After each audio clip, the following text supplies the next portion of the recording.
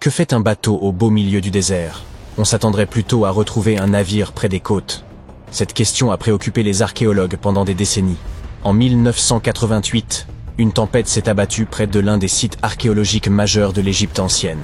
Une structure en bois est alors apparue, dégagée des sables. Elle avait été rongée par les termites, mais les scientifiques étaient résolus à percer son mystère. En l'an 2000, les fouilles ont débuté à proximité d'Abydos, et une équipe d'experts américains a rapidement découvert un bateau de 21 mètres de long. Cependant, cette découverte n'était pas isolée, puisqu'ils ont mis au jour 14 autres embarcations, soigneusement alignées les unes à côté des autres. L'état de ces navires a rendu leur extraction complète impossible, mais, heureusement, le bois était suffisamment bien préservé pour y prélever un échantillon. Les analyses ont révélé que ces bateaux dataient d'environ 5000 ans, faisant ainsi de cette flotte la plus ancienne de l'histoire humaine connue à ce jour. La période de leur construction remonte à 5 siècles, avant l'édification des pyramides de Gizeh. Chaque navire était abrité dans une chambre voûtée, parfaitement adaptée à ses dimensions. Cette pièce mesurait environ un tiers de la taille d'un court de tennis et était entourée de murs en briques de boue, ornés de plus de 120 représentations de bateaux. Ces dessins avaient été incisés sur des murs blanchis à la chaux, remarquablement préservés au fil du temps. Les scientifiques sont au fait de l'existence de ces chambres mystérieuses depuis plus d'un siècle, période durant laquelle un archéologue britannique, Arthur Weigall, a découvert une structure intrigante à l'ouest du Nil. Son équipe a eu un aperçu des murs intérieurs, mais une partie du toit s'est malheureusement effondrée, les contraignant à interrompre leur exploration. Bien que les chercheurs aient abandonné le site, son emplacement a continué d'être inscrit sur les cartes. La position des bateaux a d'abord amené les scientifiques à penser qu'ils se trouvaient sur une rive du Nil. Cependant, cette théorie présentait une faille. Actuellement, le fleuve s'écoule à près de 11 km à l'ouest d'Abydos. Des recherches supplémentaires sur le terrain environnant ont révélé que le Nil n'avait pas changé de cours au fil de l'histoire.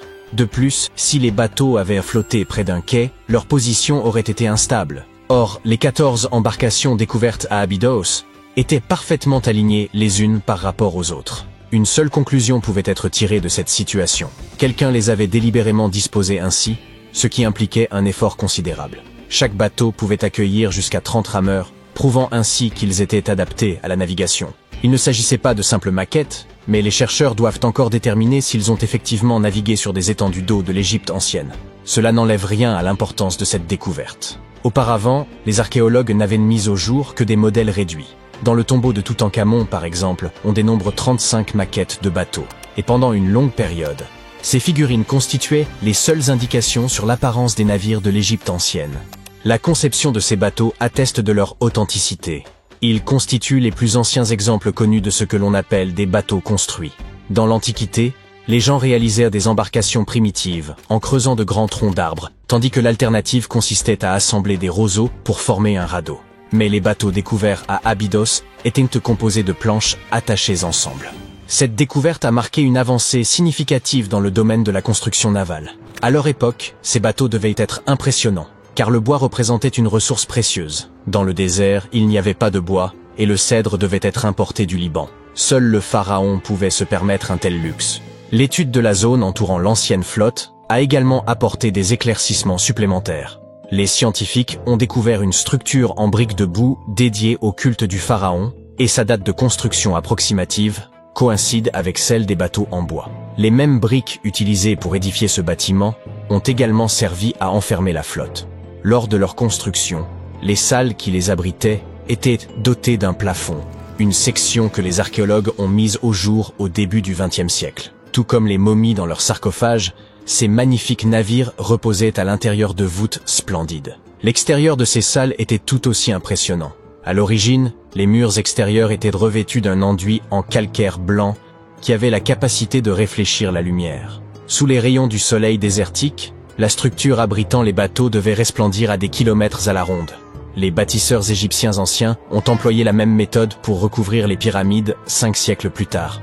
Aujourd'hui, leur surface apparaît en dents de scie, mais cela n'a pas toujours été le cas. Lors de leur construction, les pyramides présentaient une fine couche supérieure de calcaire blanc, dont la surface lisse scintillait sous la lumière du soleil. Plutôt que d'avoir des marches, la couche extérieure des pyramides se présentait davantage comme une pente élégante. Les archéologues aussi se posaient une ultime question. À quel pharaon appartenait cette flotte? La réponse se trouvait à moins de 2 km du site. à l'emplacement du tombeau d'un pharaon de la 5e dynastie, le roi Sésostris III. La période et le style de construction de ce dernier coïncidaient avec ceux des chambres contenant les bateaux. La fin de son règne pourrait expliquer comment ces embarcations ont fini en plein désert. Il est probable que le pharaon soit mort dans le nord de l'Égypte, puis que son corps ait été transporté le long du Nil jusqu'à Abydos, dans une majestueuse procession de bateaux décorés. Les vaisseaux furent ensuite descendus dans des chambres situées près du lieu de dernier repos de leurs propriétaires, ce qui revêtait une signification symbolique. Dans la croyance des anciens Égyptiens, les navires occupaient une place centrale. Leur divinité suprême, le dieu Ré, parcourait le ciel durant la journée sous la forme du soleil, tandis que la nuit, il naviguait à travers le monde souterrain dans une barque solaire. Le pharaon s'identifiait à Ré, ce qui expliquait son besoin d'embarcation dans l'au-delà. Elle représentait le seul moyen de se régénérer, tout comme le soleil se lève chaque jour à l'horizon. Cette croyance perdura pendant des millénaires.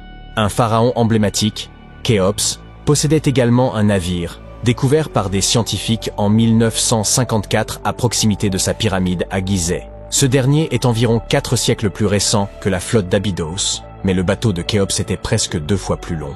La grande pyramide de Gizeh et le tombeau de Toutankhamon figurent parmi les découvertes archéologiques les plus célèbres d'Égypte. Pourtant, de nombreux secrets demeurent enfouis sous les sables infinis du Sahara. Récemment, en 2020, des archéologues ont mis au jour une ville perdue, qualifiée de plus importante découverte depuis celle du tombeau de Toutankhamon en 1922. La ville d'Aton, âgée d'environ 3000 ans, suscite l'espoir des historiens d'obtenir un aperçu de la vie quotidienne des anciens Égyptiens. L'archéologue et égyptologue renommé Zahi Hawass a décrit ce site comme une cité d'or oubliée. Aton se situe à environ 500 km au sud du Caire, la capitale égyptienne, et se trouve à proximité de la célèbre vallée des rois. Les archéologues ont d'abord découvert des sections de murs en briques de boue qui s'étendaient dans toutes les directions. Puis, ils ont mis au jour des pièces complètes contenant des outils du quotidien. L'équipe de fouilles a également révélé une boulangerie, un quartier résidentiel et un district administratif, tous datant de l'époque où la civilisation égyptienne était à son apogée. Ils ont également été les pionniers dans la fabrication d'objets en fer. En 1911, des scientifiques ont découvert un ensemble de perles en fer près du village d'El Gerzeh en Basse-Égypte. Ces perles représentent les plus anciens artefacts en fer connus à ce jour. Cette découverte est proprement fascinante, car les anciens les ont créées en martelant un morceau de météorite. Ces 9 perles faisaient autrefois partie d'un collier élaboré. Aujourd'hui, elles sont corrodées et noircies, ce qui est parfaitement normal pour un bijou datant de plus de 5000 ans. Composées d'un alliage de fer et de nickel, ces perles témoignent du savoir-faire exceptionnel des anciens bijoutiers. Leur habileté est d'autant plus remarquable qu'ils ignoraient l'origine stellaire du matériau utilisé. La pyramide de Khéops présente également une caractéristique remarquable. Un groupe de recherche international a analysé la réponse électromagnétique de la structure aux ondes radio et a découvert que la pyramide était capable de concentrer l'énergie électromagnétique en son sein. Ce phénomène se produit tant à l'intérieur de ses chambres qu'en dessous de sa base. Elle abrite également une chambre souterraine inachevée. Il semble que cette réponse électromagnétique soit liée aux propriétés du calcaire, le principal matériau utilisé dans la construction de la Grande Pyramide. Les résultats de cette recherche pourraient avoir des applications pratiques, notamment en vue d'améliorer le fonctionnement des cellules solaires et des nanocapteurs. Par une douce nuit d'été, le 30 août 1892, un magnate de la navigation, Peter J. Minch, convia sa famille à une croisière sur les eaux du lac supérieur. Leur embarcation, le Western Reserve, était considérée comme l'un des navires les plus sûrs de son époque. Construit dans un acier similaire à celui employé plus tard pour le tristement célèbre Titanic, il partagea un sort tout aussi tragique. Brisé en deux, le bâtiment ne fut retrouvé qu'en 2024, soit 132 ans après sa disparition. Long de 91 mètres, ce vapeur fut le premier cargo des Grands Lacs à être doté d'un revêtement d'acier. Un quotidien le surnomma « le lévrier des eaux continentales », en raison de la vitesse à laquelle il fendait les flots. Conçu et financé par Peter Minch lui-même, le navire avait été mis à l'eau 2 ans auparavant, dans les chantiers navals de Cleveland. Le soir de sa dernière traversée, le Western Reserve mit le cap sur Two Harbors, dans le Minnesota. Minch était accompagné de 5 membres de sa famille. Son épouse, leurs 2 jeunes enfants, sa belle-sœur ainsi que sa nièce. 22 membres d'équipage se trouvaient également à bord. La traversée du lac Huron se déroula d'abord dans le calme, mais sitôt franchi la baie de Whitefish, Le lac devint tumultueux, contraignant l'équipage à jeter l'ancre quelque temps. Plus tard dans la soirée, aux environs de 21 heures, à leur entrée dans le lac supérieur, une tempête estivale d'une rare violence se leva, accompagnée de rafales impétueuses et de vagues en furie. Puis survint la catastrophe, le navire commença à se disloquer. En moins de 10 minutes, le Western Reserve sombra corps et biens. Tous parvinrent à gagner les canots de sauvetage. La famille Minch, avec quelques marins, prit place à bord du canot en bois. Les 10 autres montèrent dans celui en métal. Mais la fureur des éléments fit immédiatement chavirer le canot métallique, et seuls quelques survivants parvinrent à rejoindre l'autre embarcation. Ce dernier canot dériva durant près de 10 heures. Un vapeur croisa leur route, mais ne perçut ni leurs appels ni leur présence. Vers 7 heures du matin, l'embarcation ne se trouvait plus qu'à 1 kilomètre du rivage, à hauteur de Deer Park, dans le Michigan. Si proche du salut, mais hélas, le canot chavira à son tour, précipitant tous ses occupants dans les eaux glacées du lac. Le seul rescapé fut Harry Stewart, le timonier du navire, âgé de 24 ans. Il parvint à nager plus d'1 kilomètre dans des eaux glacées pour rejoindre la rive, presque inanimé, mais bien vivant. Il déclara par la suite que sa survie ne tenait qu'à la protection offerte par un caban de grosse laine, bien ajusté à son corps. Le Western Reserve resta perdu pendant plus d'1 siècle, jusqu'à ce qu'un duo d'explorateurs obstinés finisse par localiser son épave. Ils consacrèrent plus de 2 ans à sonder inlassablement les eaux au large de la péninsule supérieure du Michigan. Daryl et Dan Hertel y parvinrent à l'aide d'un sonar à balayage latéral, capable d'examiner une bande de 800 mètres de part et d'autre. Un jour, un infime signal apparut à gauche de l'écran.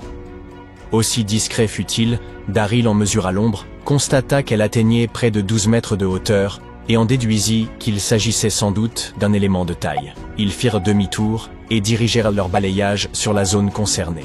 Ils aperçurent des panneaux de cale ainsi qu'une carcasse évoquant un navire littéralement brisé en deux, l'une des moitiés reposant sur l'autre, dans une position presque impossible. Chaque section mesurait environ 45 mètres, et après en avoir vérifié la largeur, ils comprirent, avec certitude, qu'ils venaient de retrouver l'illustre Western Reserve. Les historiens demeurent incapables d'expliquer avec certitude pourquoi un bâtiment réputé insubmersible s'est soudainement rompu en son centre, mais plusieurs hypothèses sérieuses sont avancées. L'une d'elles évoque le phénomène de dos d'âne. Lorsqu'un navire chevauche une vague gigantesque, sa proue et sa poupe peuvent se retrouver suspendues, sans appui, exerçant ainsi une contrainte extrême sur la section centrale, qui se courbe alors vers le haut, à l'image d'un bâton que l'on plie en tirant sur ses extrémités. Une autre explication plausible concerne la qualité de l'acier utilisé pour sa construction.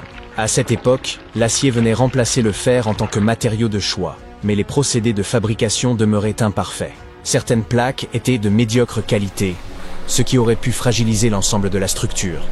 Il est aussi envisageable que le navire ait manqué de lest, ce poids destiné à en assurer la stabilité, ou que sa répartition ait été mal pensée. À peine 8 semaines après la catastrophe du Western Reserve, un autre bâtiment conçu à la même époque et façonné à partir de séries semblables de tôles d'acier connut le même sort funeste que son jumeau. Le W.H. Gilshire, vapeur de fret affecté au transport de marchandises entre les ports des Grands Lacs, entreprit ce qui devait être une traversée sans histoire le 26 octobre 1892. Chargé de plus de 3000 tonnes de charbon, le navire quitta le port de Buffalo, en direction de Milwaukee, sous le commandement du capitaine Leeds H. Weeks. Il naviguait avec un équipage de 18 hommes. Le voyage s'annonçait sans encombre et dans l'après-midi du 28 octobre, le navire franchit le détroit de Mackinac avant de pénétrer dans les eaux du lac Michigan. Il était attendu à Milwaukee le 30, mais n'y parvint jamais. Une tempête d'une violence extrême s'abattit les 28 et 29 octobre sur les lacs Michigan et Huron, bouleversant les itinéraires de nombreuses embarcations. Lorsque le temps se calma enfin et que les navires commencèrent à rallier les ports, les premières pièces du drame du W.H. Gilshire furent réunies.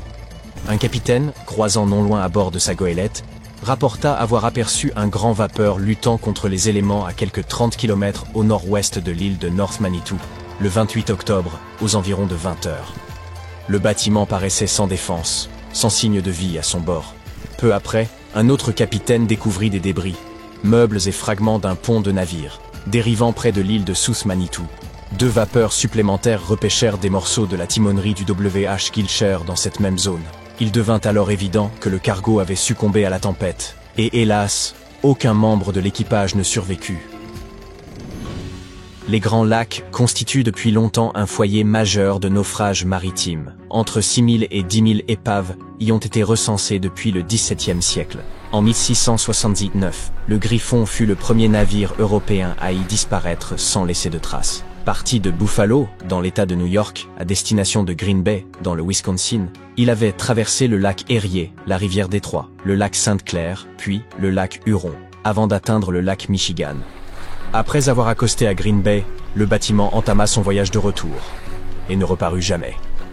En 1975, l'un des naufrages les plus emblématiques survint, lorsque le gigantesque minéralier de 222 mètres, le SS Edmund Fitzgerald, sombra dans le lac supérieur, lorsqu'une tempête automnale, initialement prévue bien plus au sud de son itinéraire, remonta brusquement. Un autre cargo, l'Arthur M. Anderson, suivait sa route et resta en contact radio constant avec le capitaine du Fitzgerald, Ernest McSorley. Dans l'après-midi du 10 novembre, des vagues déchaînées s'abattaient sur le pont, et des bourrasques dépassant les 130 km/h secouaient violemment les deux navires. À 19h20, l'Anderson perdit le contact radio avec le Fitzgerald, qui avait disparu des radars. Aucun signal de détresse ne fut émis. Aucun avertissement ne précéda sa perte. Le gigantesque bâtiment s'était littéralement volatilisé. Par la suite, les équipes de secours découvrirent l'épave gisant à plus de 160 mètres de profondeur, brisée en 2 vastes segments. Aucun des 29 marins ne survécut, et nul ne put témoigner du drame. De telles tragédies peuvent découler de multiples facteurs. Erreurs humaines, pannes techniques, ou malheureuses coïncidences. Les Grands Lacs, vastes étendues d'eaux intérieures, présentent des phénomènes météorologiques comparables à ceux que l'on observe en mer. Ces véritables mers enclavées, nichées au cœur du continent, voient naître des tempêtes d'une puissance redoutable, parfois alimentées par des vents équivalents à ceux d'un ouragan. Ces phénomènes surviennent fréquemment en novembre et décembre, lorsque les eaux, encore tièdes après l'été, rencontrent les premières poussées d'air glacial provenant du Canada. L'écart de température entre air et eau, amplifié par des vents puissants, engendre d'énormes vagues. En outre, la glace se forme plus aisément en eau douce qu'en mer. Cette glace s'accumule rapidement sur les navires, les rendant plus vulnérables, et les équipages doivent péniblement manœuvrer dans les eaux gelées. Les niveaux d'eau sont aussi instables. Les années humides voient se multiplier les tempêtes, ce qui accroît les risques de dommages ou de naufrages. Une découverte macabre a été faite en Égypte il y a quelques années. Vous voulez en savoir plus ? 16 mains humaines, soigneusement enterrées dans 4 fosses sinistres. À première vue, elles ne ressemblaient pas vraiment à des mains humaines, car elles étaient anormalement grandes.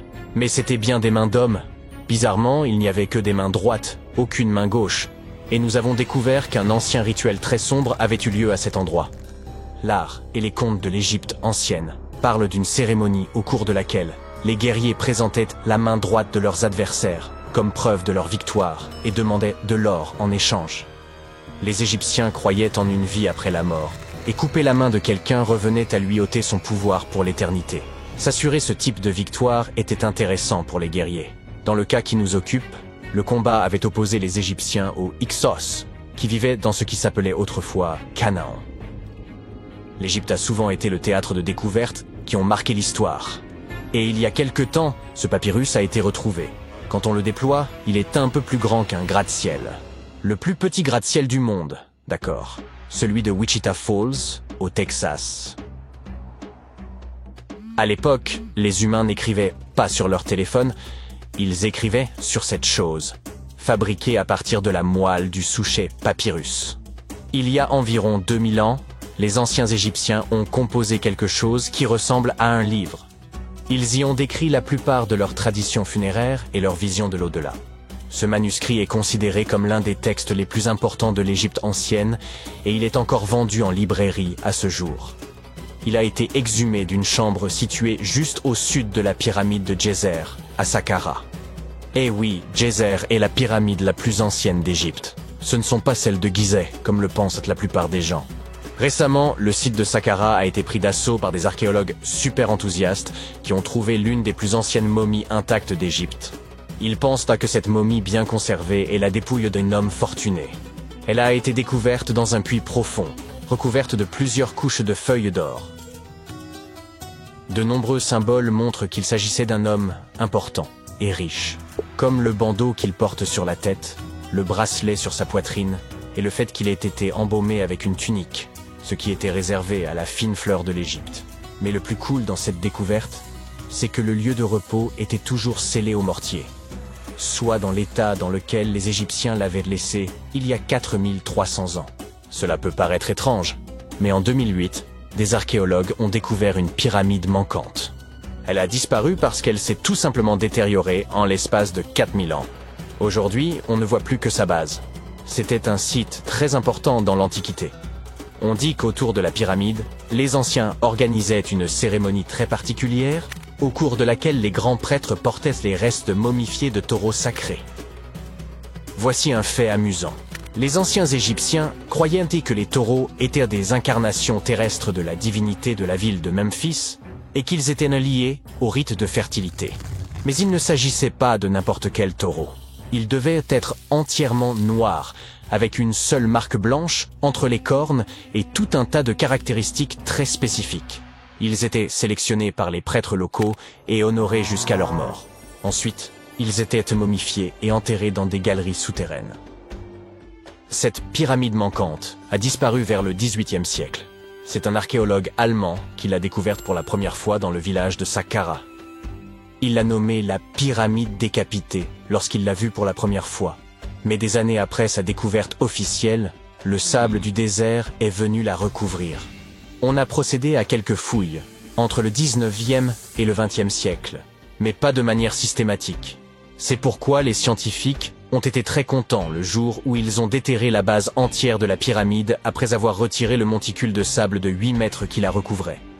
Et saviez-vous que des archéologues américains fouillaient un cimetière égyptien qui pourrait contenir plus d'1 million de corps momifiés? Jusqu'à présent, les archéologues ont déterré environ 1700 momies. L'une des principales différences avec les autres momies égyptiennes classiques est que ces personnes n'étaient ni des rois ni des pharaons. C'étaient des gens du peuple ayant vraisemblablement vécu il y a 1500 ans, lorsque l'Égypte était contrôlée par les empires romains et byzantins. Le nom du cimetière est intéressant, la voie du buffle d'eau, au cas où vous voudriez y jeter un coup d'œil lors de votre prochain voyage. Outre les taureaux et les buffles, les Égyptiens de l'Antiquité aimaient aussi les babouins. Y a-t-il une logique dans tout ça?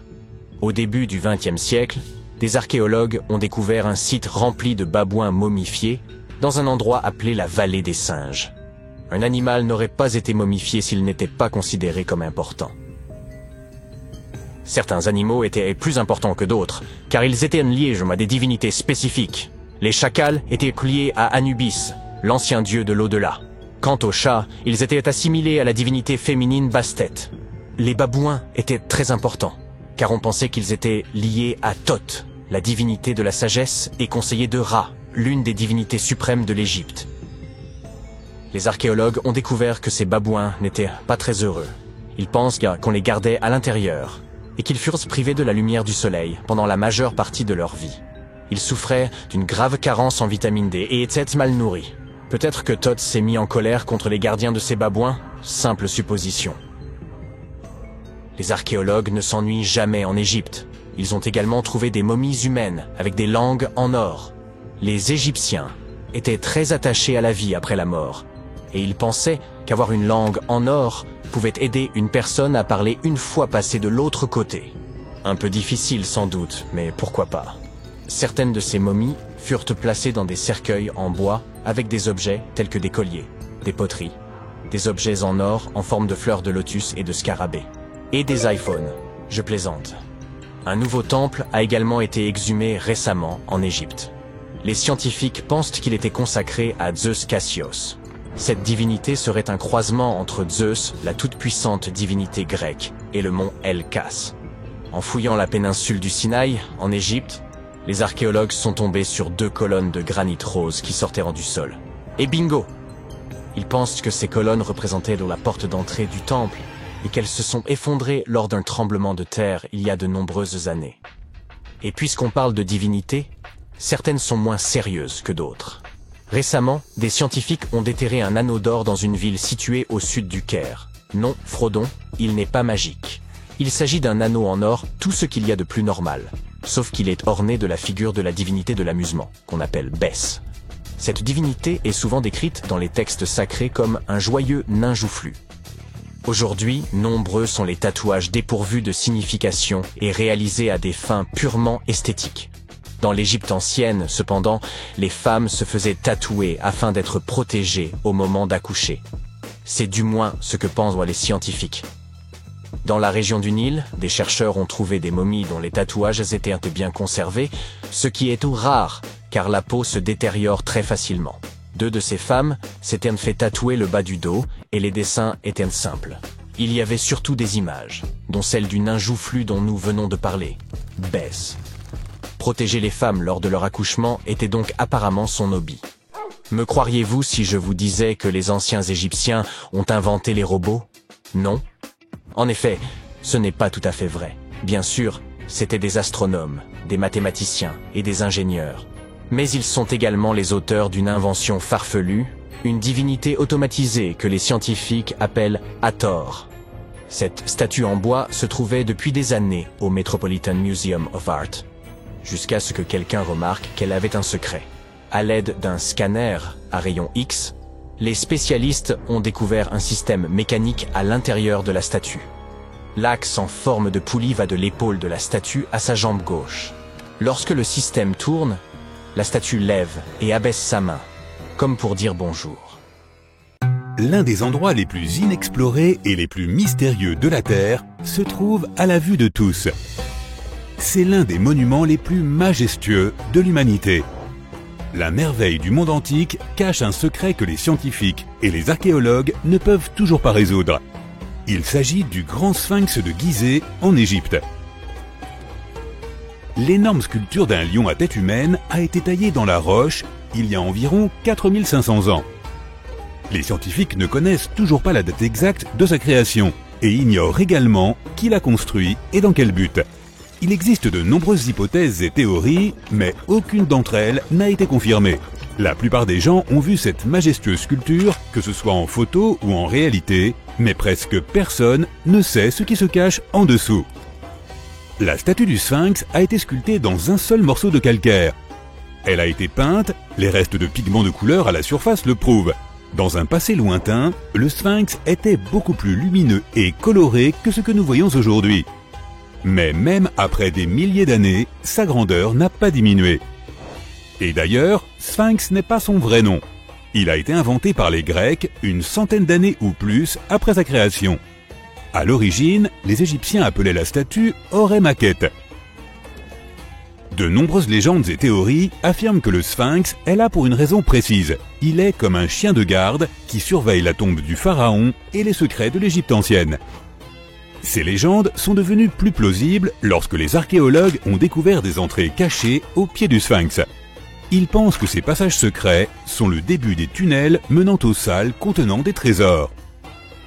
Il existe de nombreuses histoires sur Internet selon lesquelles le Sphinx cacherait le Hall des records, un dépôt rempli de connaissances anciennes et secrètes. L'un des principaux artefacts de ce dépôt est censé être les archives de l'ancien état mythique de l'Atlantide. Selon les légendes, la bibliothèque entière de cette cité a été déplacée sous le Sphinx. L'entrée de cette bibli doit être située à côté de la patte droite du Sphinx. De nombreux archéologues ont tenté de trouver cette entrée, mais sont repartis bredouille. Il existe également de nombreuses images avec des diagrammes détaillés de la ville souterraine, constituée d'un réseau de tunnels et de chambres sous le Sphinx. Quelqu'un dit que des structures aussi hautes que des immeubles de 12 étages se cachent sous terre. Mais il n'y a aucune preuve de cela. Les archéologues, même après des millénaires, continuent d'explorer la mystérieuse sculpture. En même temps, de nombreux Égyptiens ne veulent pas en savoir plus sur le Sphinx. Ils sont terrifiés à l'idée de réveiller quelque chose de surnaturel. En 1998, des scientifiques ont découvert des tunnels menant à des grottes vides sous le Sphinx. Ils y ont trouvé des preuves de fouilles antérieures. Il est tout à fait possible que quelqu'un ait réussi à trouver les trésors et à les emporter. Certaines personnes pensent que les Égyptiens ont trouvé une sorte d'artefact sous le Sphinx qui a le pouvoir de technologies avancées inconnues.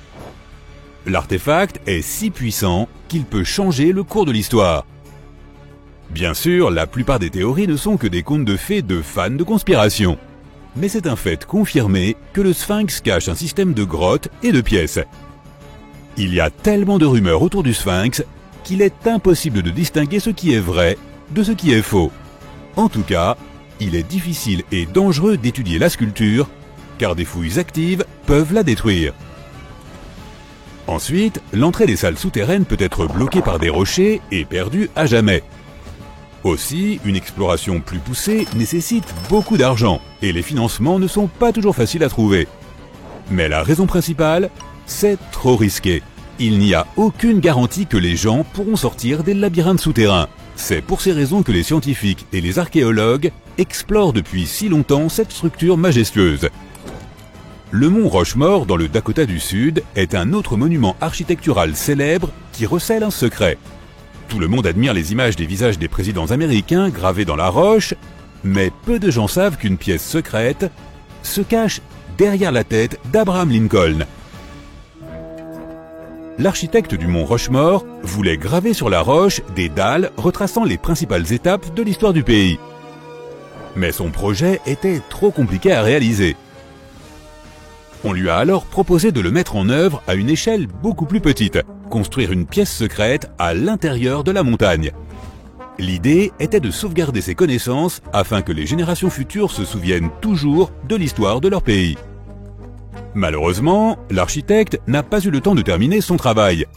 La construction a été interrompue pendant plusieurs décennies, mais à la fin des années 90, le projet a été repris.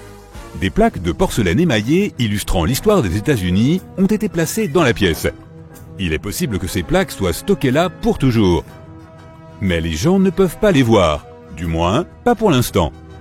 La pièce est inaccessible aux touristes car il est trop difficile d'y pénétrer. Une autre pièce secrète se trouve dans l'Empire State Building. Il ne s'agit même pas d'une pièce, mais d'un endroit où l'on peut prendre de superbes photos. Presque tous les touristes se rassemblent sur le pont d'observation du 86e étage pour profiter d'une vue imprenable sur Manhattan. Mais il y a un autre pont avec des fenêtres panoramiques au 102e étage. Il y a beaucoup moins de monde là-bas car presque personne ne connaît cet endroit. Heureusement, l'accès à ce pont est ouvert à tous. Tu n'auras probablement pas à faire la queue pendant longtemps pour prendre une photo. Tu te sentiras spécial parce que tu te trouves dans un endroit super secret où il n'y a presque personne. Mais l'endroit le plus cool est encore plus haut, au 103e étage. Il s'agit d'une grande terrasse d'observation où les célébrités se font photographier. Ce n'est pas un lieu public, mais si tu connais les bonnes personnes, tu peux y accéder. Il n'y a presque aucune mesure de sécurité sur le site, seulement un rebord assez bas entre toi et un abîme. C'est pourquoi il est interdit aux foules de venir ici. Il n'est pas si facile d'y accéder et tu as peu de chances de réussir sans guide. D'abord, tu dois choisir le bon ascenseur qui t'y conduira. Ensuite, tu traverseras plusieurs salles d'ingénierie remplies de tuyaux, de panneaux électriques et d'autres éléments techniques. La dernière partie de ton chemin est une série d'escaliers à l'intérieur d'un minuscule couloir. Et voilà, tu es au sommet de New York. Maintenant, nous sommes à Paris. Tu vois la tour Eiffel ? À l'intérieur, il y a des restaurants et des ponts d'observation. Mais si tu cherches bien, tu peux trouver un appartement secret. Maintenant, c'est un musée, mais il a été construit pour que des gens puissent y vivre. L'architecte de la tour, Gustave Eiffel, a créé cet appartement en 1889 pour lui-même. Il se trouve presque tout en haut de la tour Eiffel. Imagine la vue canon qu'il voyait chaque jour. Il était le premier et le seul locataire. Personne d'autre ne pouvait avoir accès à cet endroit. Lorsque l'architecte est décédé, l'appartement est resté vide pendant un long moment. Ce n'est que récemment qu'il a été restauré et transformé en musée.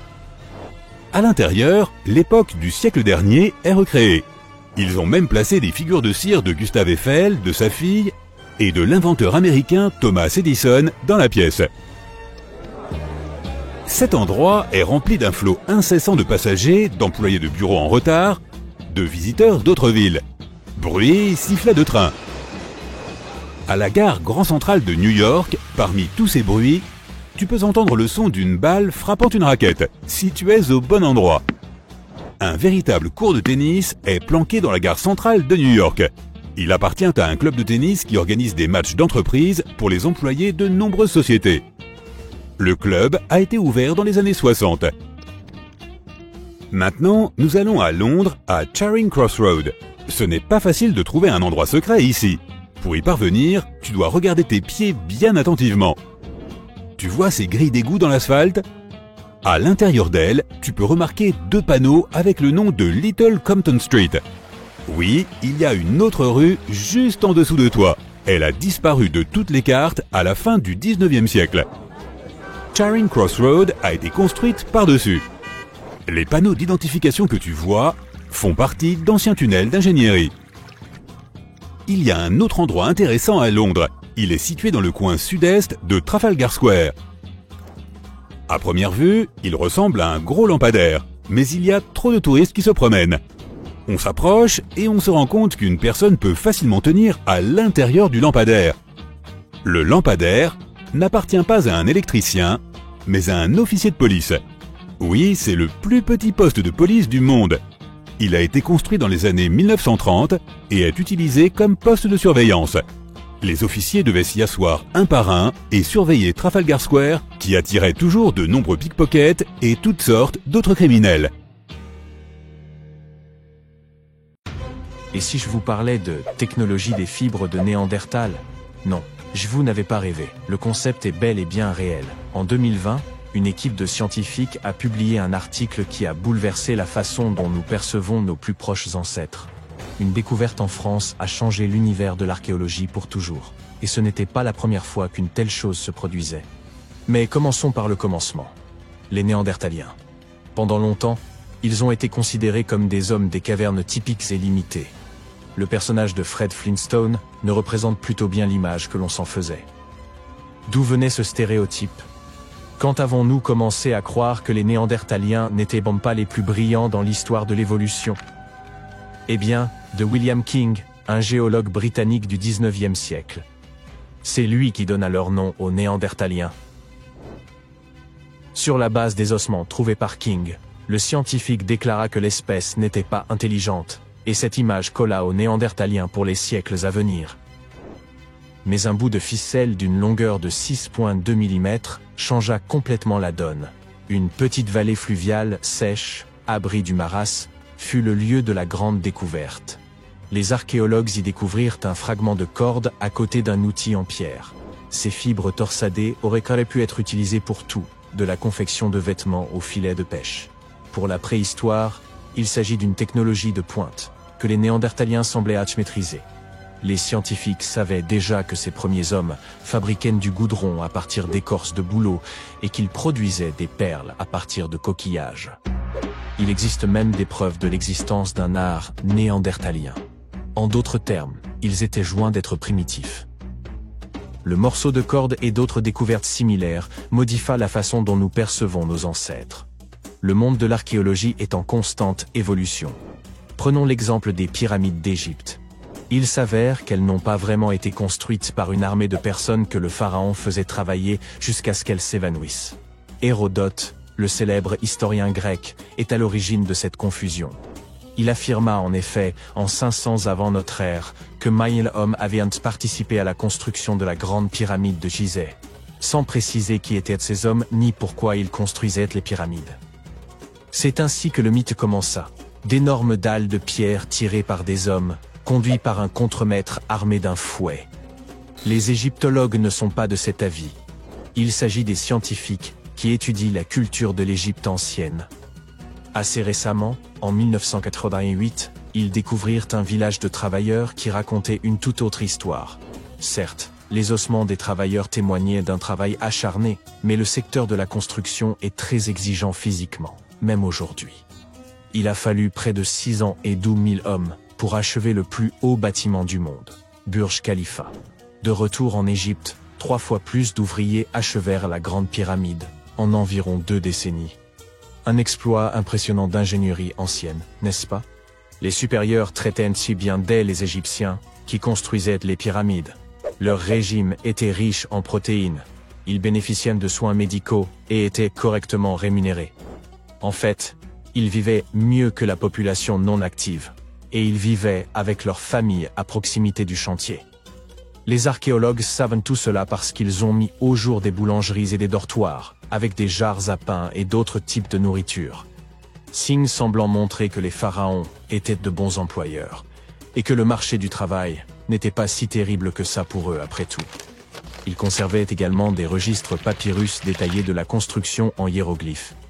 Vous et moi serions bien incapables de lire ces lettres qui ressemblent à des dessins. Les égyptologues avaient le même problème.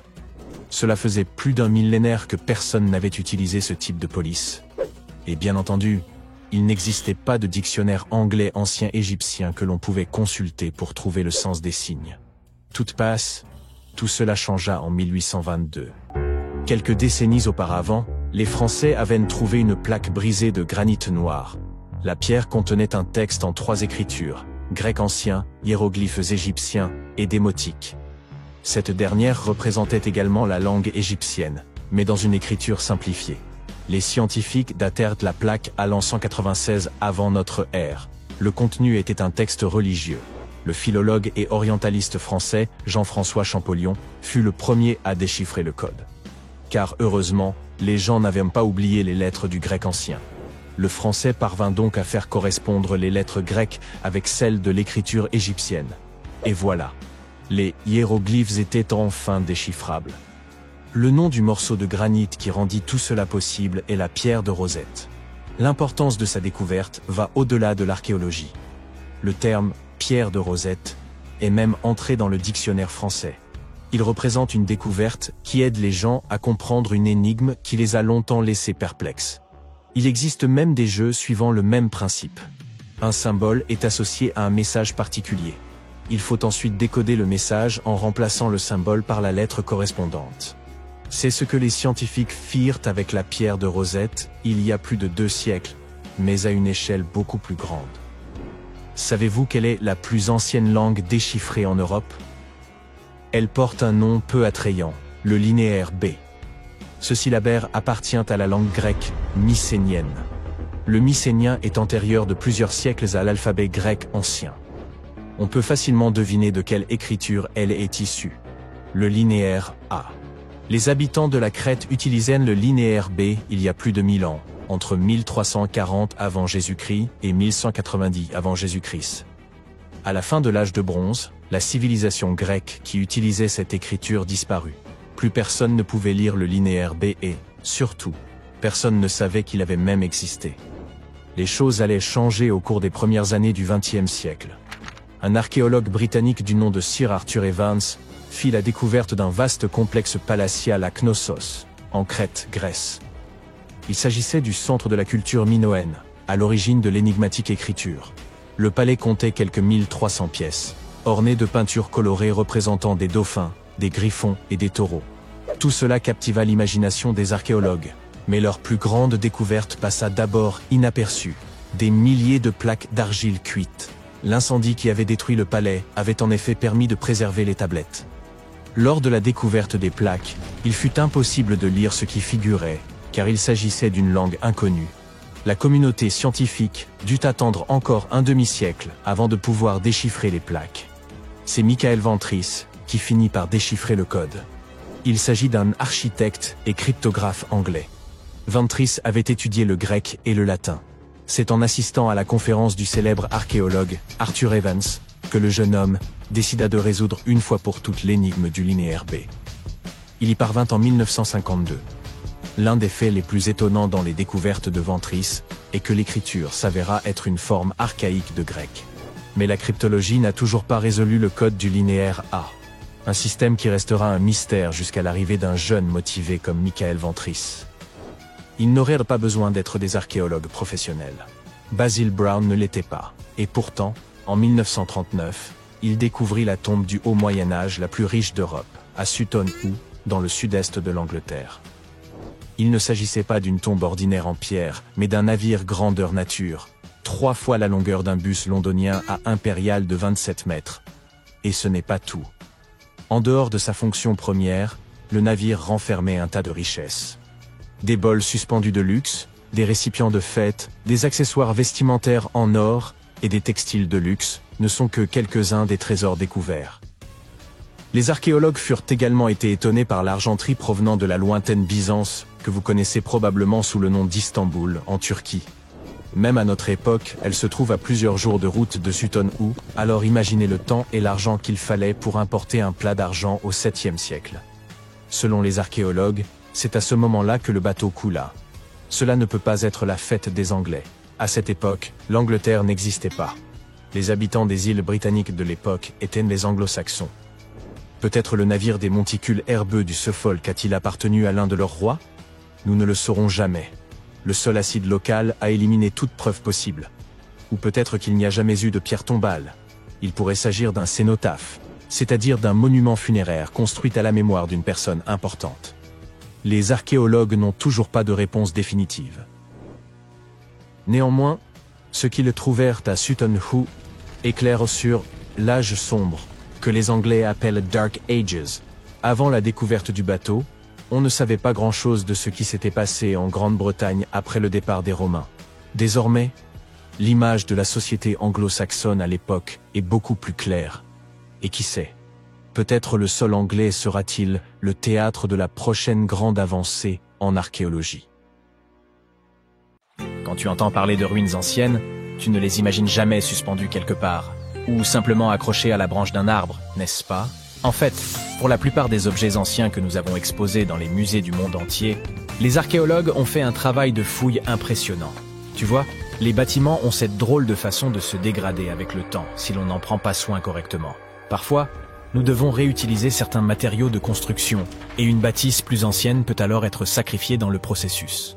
D'autres fois, les maisons sont abandonnées, et dès qu'elles sont exposées aux éléments en surface, comme la pluie ou le soleil, elles n'ont plus aucune chance. Certaines s'écroulent tout simplement sous l'effet de la bonne vieille érosion. La seule façon pour un édifice de survivre à l'épreuve du temps est d'être enterré en profondeur. Mais comment ces architectures finissent-elles par être enterrées? C'est une véritable comédie d'erreurs. Les villes anciennes avaient l'habitude d'élever progressivement le niveau de leur sol, comme un enfant qui ajoute des garnitures à sa coupe glacée. En effet, ces colonies étaient toujours occupées à collecter de la nourriture et des matériaux de construction pour faire face à l'augmentation constante de leur population. Mais qui a le temps de s'occuper des déchets et des ordures? À l'époque, ce n'était pas vraiment une priorité sur leur liste de tâches. Ainsi, lorsqu'il s'agissait de construire de nouvelles maisons, les civilisations anciennes économisaient leur sueur et leurs larmes en empilant les décombres et en construisant directement dessus. Mais ce n'est pas tout. De temps en temps, les rivières entrent en crue et déposent une couche de sédiments sur le sol des villes. Cela a pour effet d'encapsuler encore davantage ces anciennes constructions. Et dans les régions sèches, comme le désert, où le vent aime à montrer ses mouvements de danse de sable et de poussière, tu peux parier que c'était une lutte constante pour garder les établissements propres. Un exemple hilarant est celui du Sphinx, dont la tête était enfouie dans le sable jusqu'à ce qu'un groupe d'archéologues le mette au jour en 1917. Certaines villes anciennes ont fini par être recouvertes parce qu'elles étaient complètement abandonnées. Avec moins d'activité humaine pour contrôler leur expansion, les graines de plantes n'ont pas pu résister à l'opportunité et ont germé un peu partout. Elles ont absorbé le dioxyde de carbone de l'air et se sont développées, ajoutant de plus en plus de volume au sol. Scieuses racines effrontées ont même décidé de stabiliser le sol constitué de matière végétale en décomposition, créant ainsi plusieurs couches de terre. C'est comme si Mère Nature s'était lancée dans un ultime projet de bricolage, avec les plantes comme fidèles auxiliaires. Fouiller dans les secrets des civilisations anciennes, ce n'est pas seulement déterrer un monde perdu, c'est aussi une quête épique pour révéler les trésors cachés sous les couches de l'histoire. Mais comment les archéologues savent-ils d'abord où creuser? Si tout est recouvert de multiples couches de sédiments, de débris et de racines de plantes, ils doivent avoir une sorte de système auquel ils se fient avant de se lancer dans un nouveau projet, n'est-ce pas? Tout d'abord, ce ne sont pas toujours eux qui suggèrent des fouilles archéologiques à tel ou tel endroit. Je m'explique. Supposons que tu sois un entrepreneur et que tu souhaites construire un nouveau complexe d'appartements luxueux dans ta ville. Cependant, certaines législations locales imposent des exigences avant que ton projet ne puisse démarrer. Par exemple, avant de commencer à construire sur un terrain, il peut être nécessaire de faire appel à des spécialistes pour vérifier le sol. Scieuses personnes intelligentes peuvent être des archéologues, des géologues ou des paléontologues, et elles doivent garder un œil sur le processus en phase de développement. En cas de découverte d'artefacts ou d'écofacts, termes savants pour désigner des vestiges organiques, ces experts interviennent pour les fouiller et les étudier. Mais qu'en est-il des sites qui n'ont rien à voir avec les bulldozers et les chapeaux jaunes? Les archéologues ont plus d'un tour dans leur sac lorsqu'il s'agit de localiser les points chauds de l'Antiquité. Ils plongent dans les archives historiques et font un travail de détective. En recherchant de vieux documents et de vieilles cartes, ils peuvent reconstituer le puzzle de l'activité humaine dans une région donnée. Si un site a déjà été visité, c'est encore mieux. La découverte de traces de fouilles antérieures ou de récits historiques peut donner aux archéologues de nombreuses informations sur les endroits où poursuivre leur chasse au trésor. Avant de commencer à manier leur pelle, les archéologues se livrent à une sorte de balayage visuel. Armés d'un système de quadrillage, ils se promènent sur le site, à l'affût de tout artefact susceptible de se cacher juste sous la couche supérieure de la Terre. Qu'il s'agisse d'outils en pierre taillée, de verres historiques ou même d'anciennes décharges, oui, elles ont aussi de la valeur. Ces explorateurs à l'œil vif peuvent repérer des signes d'activité humaine plus rapidement que la plupart des gens. S'ils tombent sur un hamac coquillé, terme savant pour désigner un dépôt d'ordures, ils savent avec certitude que l'homme a jadis habité cet endroit. Les archéologues ne se contentent pas de leur fidèle pelle. Ils disposent d'un arsenal de gadgets pour les aider dans leur recherche de merveilles cachées. Les outils géophysiques sont en quelque sorte leurs armes secrètes. Prenons l'exemple du résistivimètre. Cet appareil astucieux mesure la composante électrique du sol et tout élément ou artefact enfoui. Un mur enterré, par exemple, produira une résistivité différente de celle du sol environnant. Les magnétomètres et les géoradars fonctionnent de la même manière, mettant en évidence les indices potentiels de trésors anciens dans le sol. Et qui pourrait oublier notre vieil ami, le GPS? Il aide les archéologues à cartographier des emplacements précis, comme une carte au trésor high-tech les menant directement à leur peau d'or. Tu souhaites visiter virtuellement certains des sites archéologiques les plus importants du monde? Suis-moi. Au Royaume-Uni, par exemple, tu trouveras cet endroit intéressant appelé Stonehenge. C'est l'un des nombreux Henges répartis dans le pays, mais celui-ci est vraiment exceptionnel. Imagine cela. Des pierres anciennes et massives se dressent fièrement, disposées sous forme d'un anneau à l'extérieur et d'un fer à cheval à l'intérieur, avec quelques pierres plus petites pour faire bonne mesure. Et devine quoi? Ces pierres étonnantes existent depuis plus de 5000 ans. C'est ce que l'on appelle une longévité à toute épreuve. C'est là que les choses deviennent intéressantes. Selon le folklore local, le légendaire magicien Merlin a sorti sa baguette magique et a téléporté ces pierres massives depuis l'Irlande. Apparemment, des géants les avaient assemblées là-bas, mais Merlin a décidé qu'elles seraient bien plus belles à leur nouvel emplacement. D'autres pensent qu'il s'agit simplement des ruines d'un ancien édifice spirituel romain. Ces structures étonnantes ont été construites par nos ancêtres de l'âge du bronze. Avec leurs outils simples et leur technologie limitée, ils ont réussi à créer ce chef-d'œuvre monumental. Impressionnant, non? Malheureusement, nous ignorons encore beaucoup de choses sur cette région. L'objectif initial de Stonehenge reste encore aujourd'hui un mystère. Certes, il existe de nombreuses théories, mais les scientifiques ne sont pas encore parvenus à se mettre d'accord sur le sujet. On sait cependant qu'il est parfaitement aligné pour accueillir le lever du soleil lors des solstices d'été et d'hiver. L'ancienne ville de Pompéi est un site archéologique tout aussi étonnant. Imagine un peu, le Vésuve, un fauteur de troubles notoires, a décidé de piquer une crise volcanique et a complètement recouvert cette ancienne ville romaine. Il l'a transformée en capsule temporelle, située à l'extérieur de l'actuelle Naples, en Italie. En 1748, une bande d'explorateurs aventureux est tombée sur Pompéi. Ils ont découvert alors un trésor de choses bien conservées. Des rues, des maisons, de la nourriture, probablement un peu périmée, des bijoux clinquants, des sculptures raffinées, des fresques colorées, des objets ménagers de tous les jours, et même des restes humains et animaux. C'était comme une fête archéologique épique. À première vue, Pompéi avait tout pour plaire. Des maisons et des villas de luxe, une immense arène de 20 000 places, de jolies petites boutiques d'artisans, des lieux de rencontre comme des tavernes, sans oublier les endroits coquins comme ces bains luxueux, où l'on pouvait se faire dorloter intensément. Il y a aussi le sanctuaire d'Apollon, où les gens se réunissaient pour leur culte quotidien. Et bien sûr, le cœur animé de la ville, le forum de Pompéi, où tous les gens branchés avaient l'habitude de se retrouver. Et devine quoi? Pompéi est tellement cool qu'elle a été inscrite sur la liste du patrimoine mondial de l'UNESCO en 1977. C'est en quelque sorte le panthéon de l'histoire. Cette liste comprend également de nombreux autres bâtiments et sites célèbres, comme le Taj Mahal en Inde et l'Acropole d'Athènes en Grèce. Si quelqu'un invente enfin le voyage dans le temps et que vous vous rendez dans le passé, vous ne reconnaîtrez pas la plupart des choses que vous connaissez et aimez aujourd'hui. La Statue de la Liberté et les pyramides d'Égypte, certains gadgets de base comme la télécommande et votre ordinateur portable, et même le maïs que vous mangez au déjeuner ont tous changé au point d'être méconnaissables. Lorsque les pyramides ont été construites en Égypte ancienne, à Gizeh et dans d'autres lieux, elles n'avaient pas du tout cet aspect brun sablonneux. Elles étaient recouvertes de calcaire blanc. Quand on les regardait sous le soleil brûlant d'Afrique, on était obligé de détourner le regard tant elles étaient lisses et brillantes. Les bâtisseurs utilisèrent environ 6 millions de tonnes de calcaire pour la seule grande pyramide de Gizeh. C'est la plus grande de celles qui sont encore debout. Les souverains locaux étaient plutôt économes et ils réutilisèrent certaines des pierres de revêtement pour d'autres projets de construction. Un tremblement de terre massif survenu au XIVe siècle détacha également une partie des pierres. Vous ne verrez donc pas beaucoup de calcaire, mais il y en a encore au sommet de la pyramide de Khéphren à Gizeh. On dirait une deuxième pointe au-dessus de la première. Dans l'Antiquité, toutes les pyramides étaient coiffées de pyramidions recouverts d'un mélange d'or et d'argent.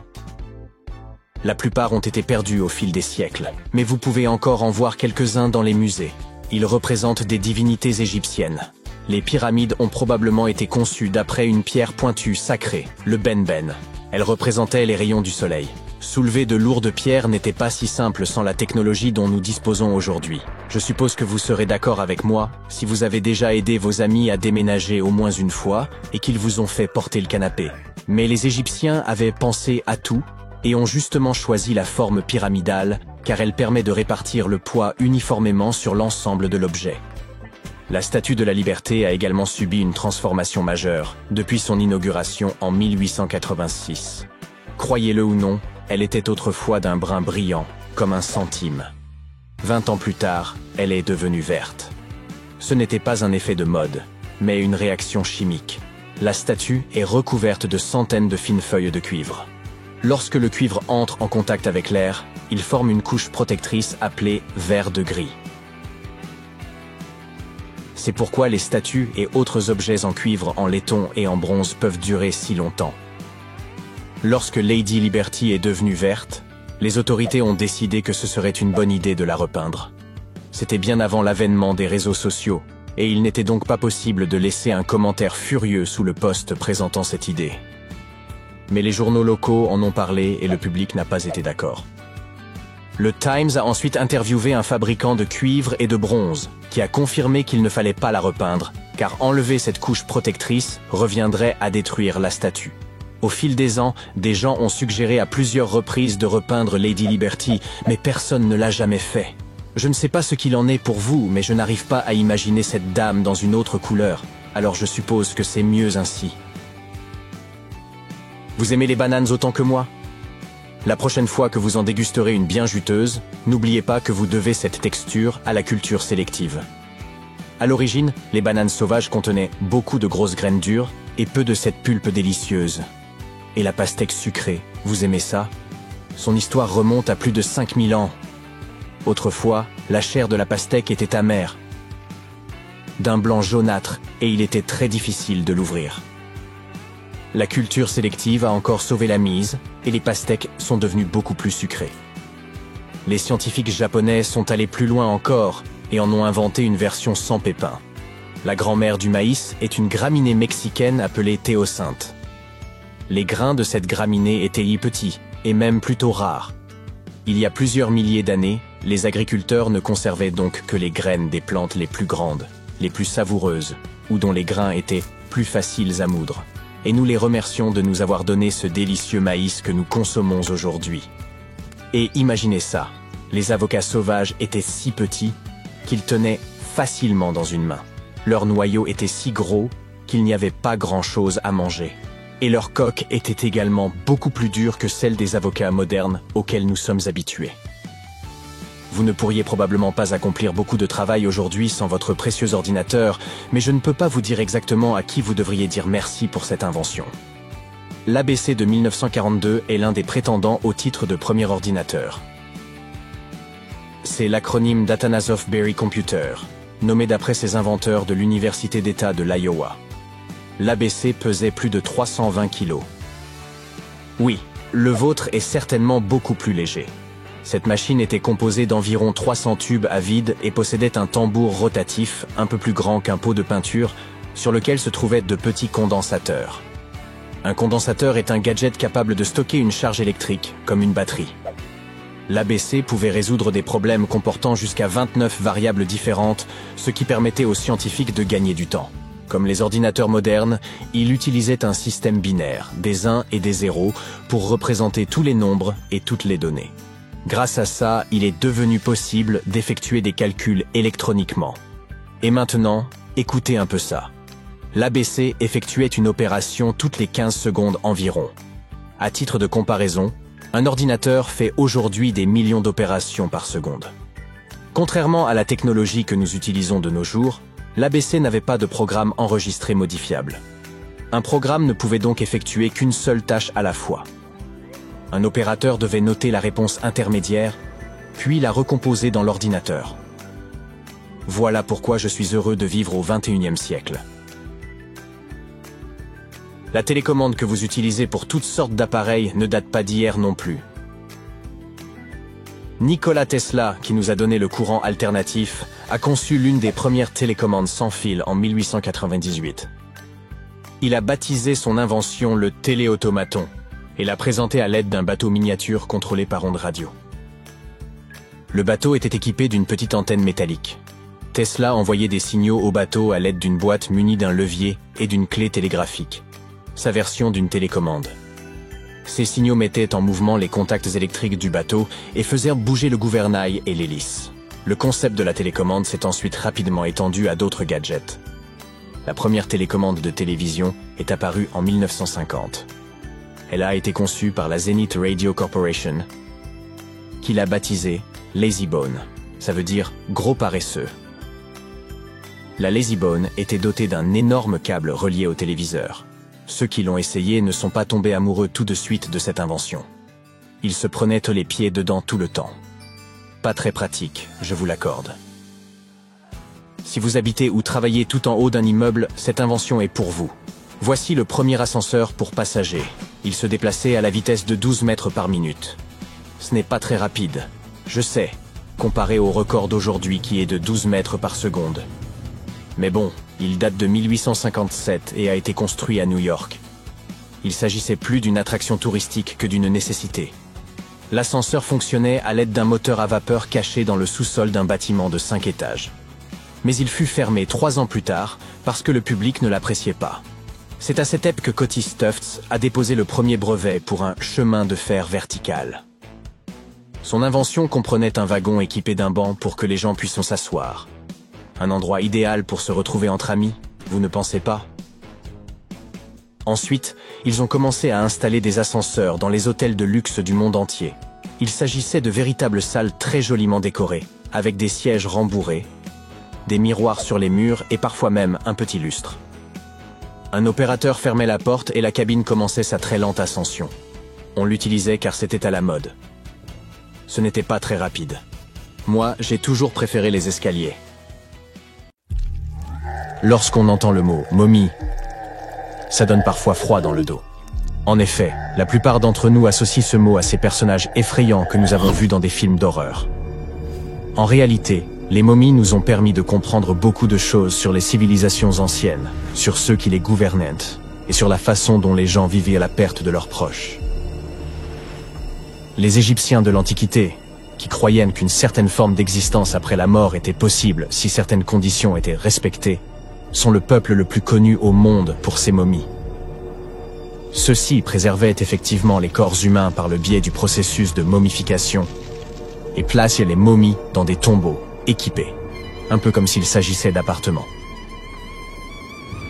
Pourquoi ce peuple y croyait-il? Eh bien, parce que la plupart étaient profondément liés à leur environnement naturel.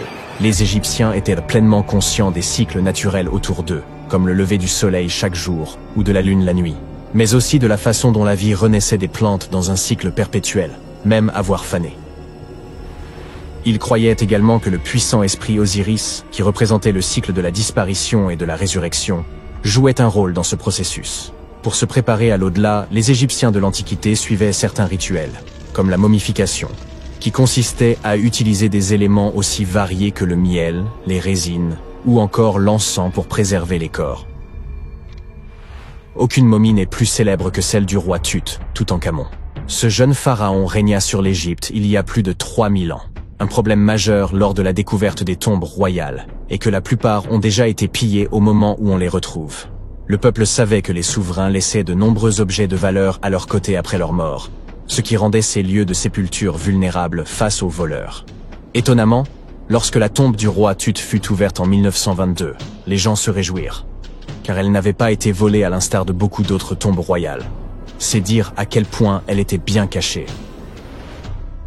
À l'intérieur, sa momie était enfermée dans 3 cercueils au total, dont un en or. Les objets trouvés dans sa tombe furent très révélateurs de ce qu'était l'Égypte antique. L'étude de sa momie nous a également permis d'en savoir plus sur la culture et les pratiques en vigueur à l'époque où il est décédé. Enfin, les recherches liées à son ADN nous ont conduit à obtenir des informations sur sa famille.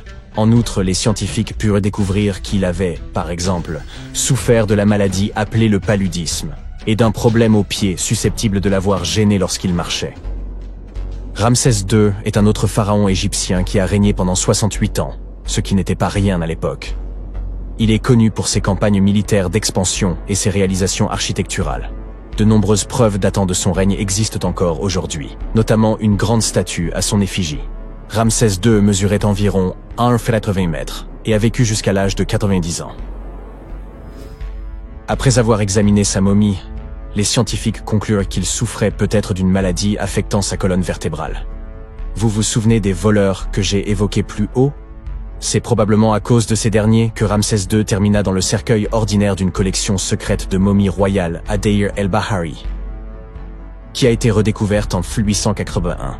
Heureusement, les archéologues purent l'identifier, car ses voyages avaient été consignés sur ce qui l'enveloppait. Le processus de momification était très fastidieux. En effet, dans l'Égypte antique, la momification pouvait durer jusqu'à 70 jours. Une personne dédiée prononçait un discours très spécifique, tout en manipulant délicatement le corps et en le séchant à l'aide d'une sorte de sel appelé natron. On utilisait également du lin et de la résine pour que le corps paraisse plus vivant et pour l'envelopper dans un tissu. La tombe était tout aussi importante que la momification pour les Égyptiens de l'Antiquité. Les parois de la tombe du roi Tut, par exemple, étaient ornées d'œuvres d'art complexes représentant son voyage dans l'au-delà, depuis sa procession funéraire jusqu'à son passage aux enfers. Les Égyptiens antiques pensaient que tout le monde faisait ce voyage après sa mort et remplissaient donc les tombes d'objets et de peintures pour aider les défunts au cours de leur voyage spirituel. En outre, les murs de la tombe étaient décorés de formules tirées d'un livre spécial qui contenait une série de poèmes dont les Égyptiens pensaient qu'ils aideraient les gens à atteindre l'au-delà. Fait soulignant l'importance de ce voyage, les gens plaçaient même de la nourriture dans ces tombes antiques. Dans la tombe du roi Tut, les archéologues découvrirent 36 jarres de boissons antiques et 8 paniers de fruits, déposés là pour l'aider dans son voyage vers l'au-delà. Les Égyptiens pensaient que le voyage vers l'au-delà prenait beaucoup de temps et laissaient donc des provisions conséquentes pour soutenir leurs proches. Les pharaons possédaient généralement de nombreux vêtements luxueux et de beaux bijoux dans leurs tombes afin de s'assurer que leur tenue serait à la hauteur de leur statut lors de leur voyage. On a retrouvé des vêtements en lin tels que des tuniques, des écharpes, des gants et des coiffes. De nombreux bijoux en or ornés de pierres précieuses, des bracelets aux boucles d'oreilles, en passant par des colliers et des bagues, mais aussi des représentations d'insectes censés les protéger. Certaines tombes contenaient même des éventails en ivoire et en plumes d'autruche pour les garder au frais dans l'au-delà. Aussi fou que ça puisse paraître, certains souverains de l'Antiquité furent placés dans leurs appartements éternels avec des bateaux. Par exemple, le pharaon Khufu fit construire la grande pyramide de Gizeh pour en faire son tombeau, et un grand bateau fut retrouvé à l'intérieur. Le roi Tut, quant à lui, fut enterré avec plusieurs pages de bateaux, mais pas de bateau à proprement parler. À la place, il avait 3 chars et de nombreux bâtons de marche en matériaux précieux, ce qui indique peut-être qu'il souhaitait se rendre dans l'au-delà par la terre et non par l'eau. Parmi les objets les plus intéressants trouvés près des momies antiques, on trouve des flacons d'huile et de parfums.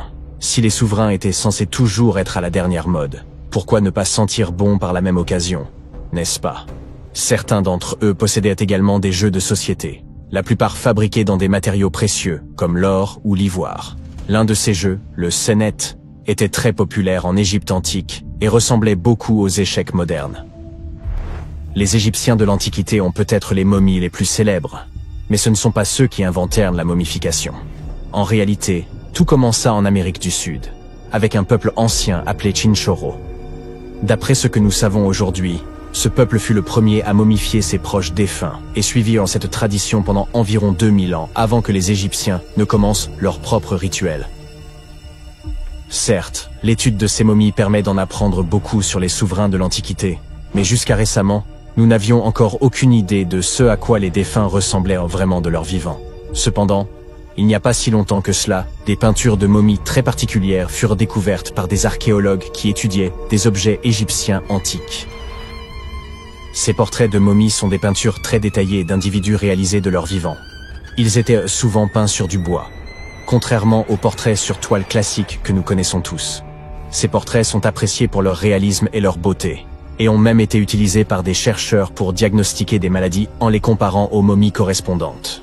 Certains de ces portraits comportent également des représentations de bijoux, qui ont été retrouvés plus tard sur les momies.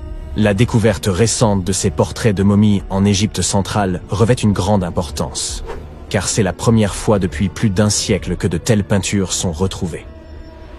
Les momies sont apparues partout dans le monde de manière naturelle.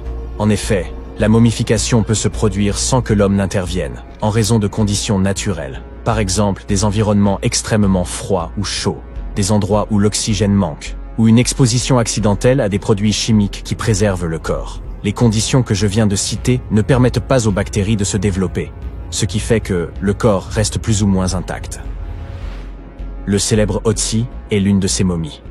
Nous savons aujourd'hui qu'il s'agissait d'un homme ayant vécu il y a environ 5000 ans en Europe, mais lors de sa découverte dans les Alpes en 1991, les autorités autrichiennes crurent d'abord qu'il s'agissait d'un alpiniste moderne en raison de la bonne conservation du corps. Cependant, après avoir retiré l'homme des glaces du glacier, il fut établi qu'il datait en fait de l'âge du cuivre.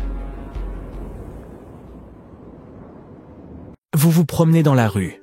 Vous apercevez une boutique d'antiquités au l'aspect étrange et appelée « Les trésors intemporels de Monsieur Sympa ». Vous êtes curieux, alors vous y entrez. Vous regardez toutes ces choses bizarres. Soudain, un vieux rouleau de parchemin attire votre attention. C'est une carte du monde. Mais quelque chose ne va pas. Au lieu de montrer les pays tels que vous les connaissez, elle indique l'emplacement de civilisations mythiques perdues et de leur monde.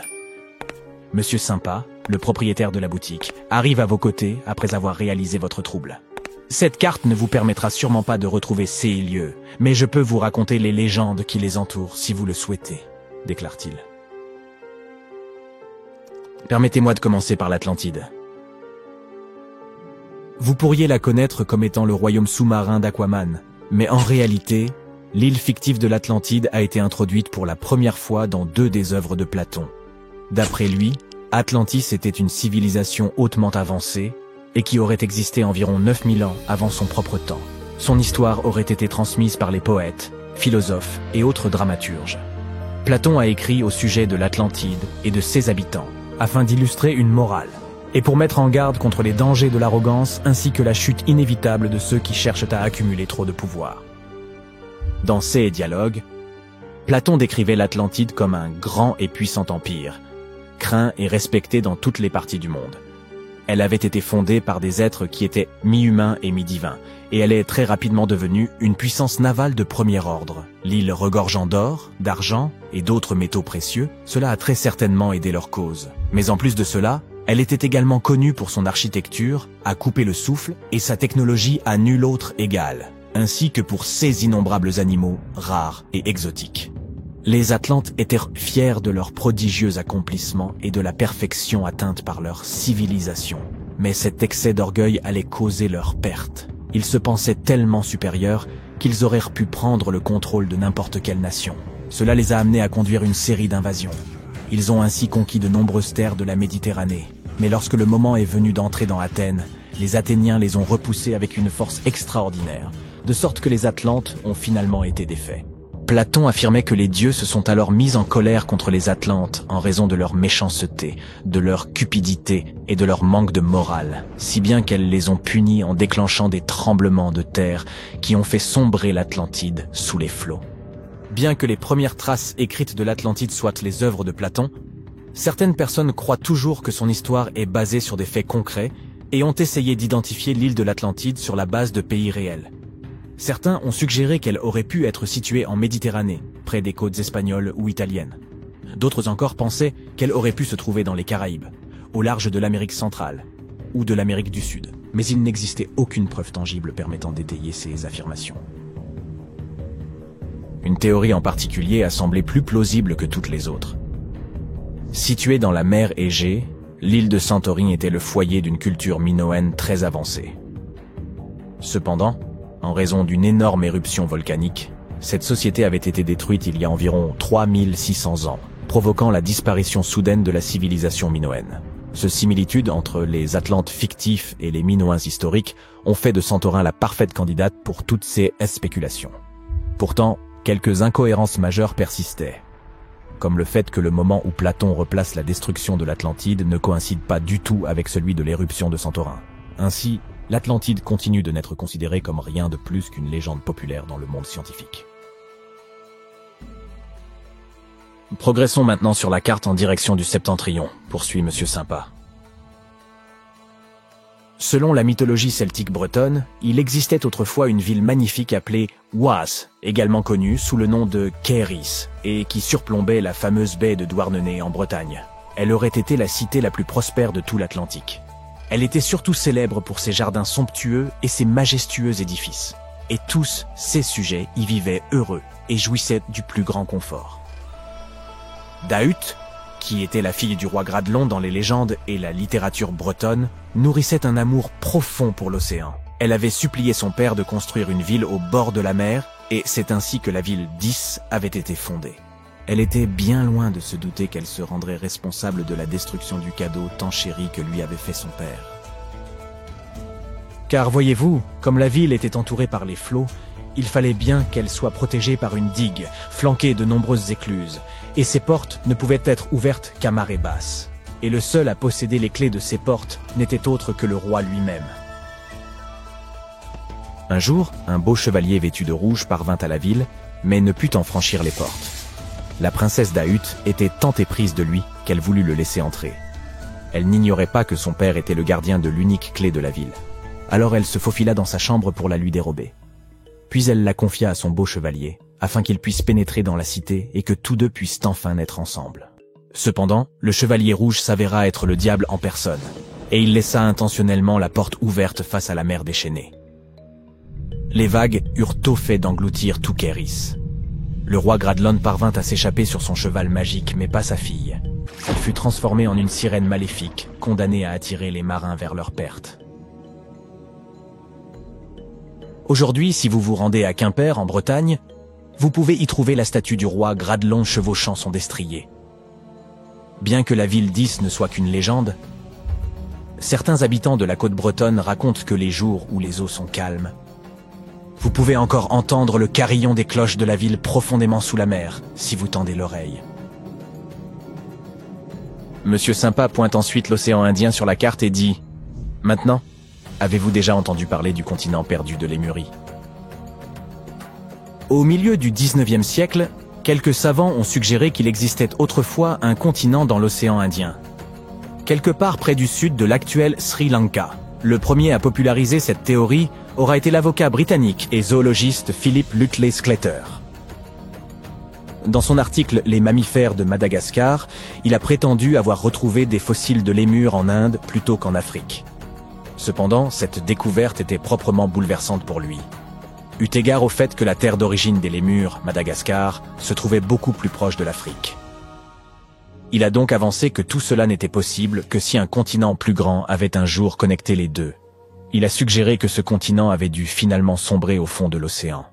Il l'a ensuite baptisé la Lémurie, et ainsi est née cette théorie. Les chercheurs qui ont succédé à Sclater ont poussé sa théorie un peu plus loin, en avançant que la Lémurie aurait aussi été le foyer d'une race éteinte d'humains, appelés les Lémuriens, lesquels avaient 4 bras et d'énormes corps, et étaient également les ancêtres des humains modernes, ainsi que des petits lémurs contemporains.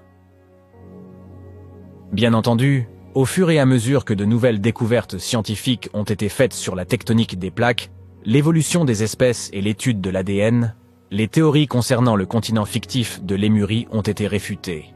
La dernière terre de légende sur notre carte est Agartha, annonce Monsieur Sympa.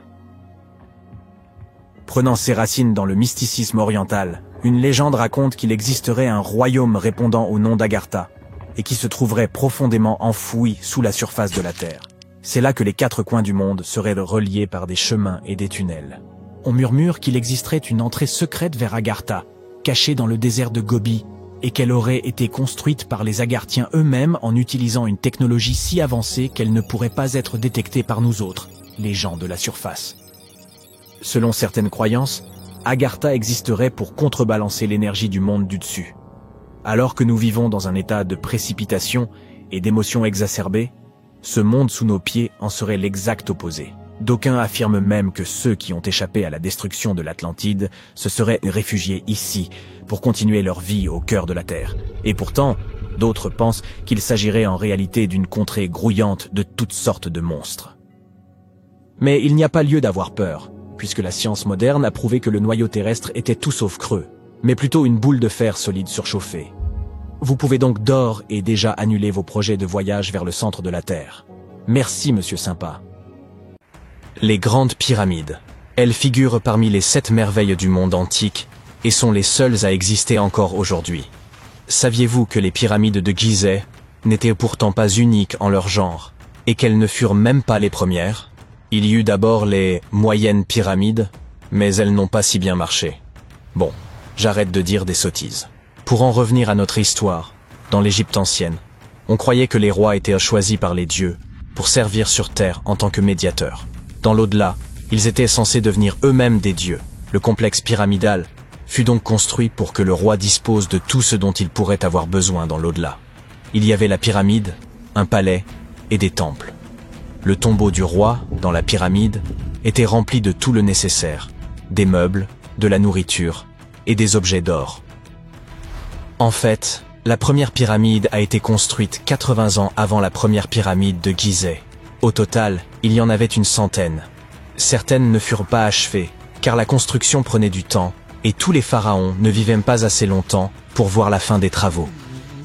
Parlons maintenant de la construction elle-même. La plus grande des pyramides de Gizeh est aussi haute qu'un immeuble de 40 étages. Comment diable ont-ils réussi à construire une structure aussi massive il y a 5000 ans, bien avant l'apparition des machines et autres équipements? Nous allons voir ça.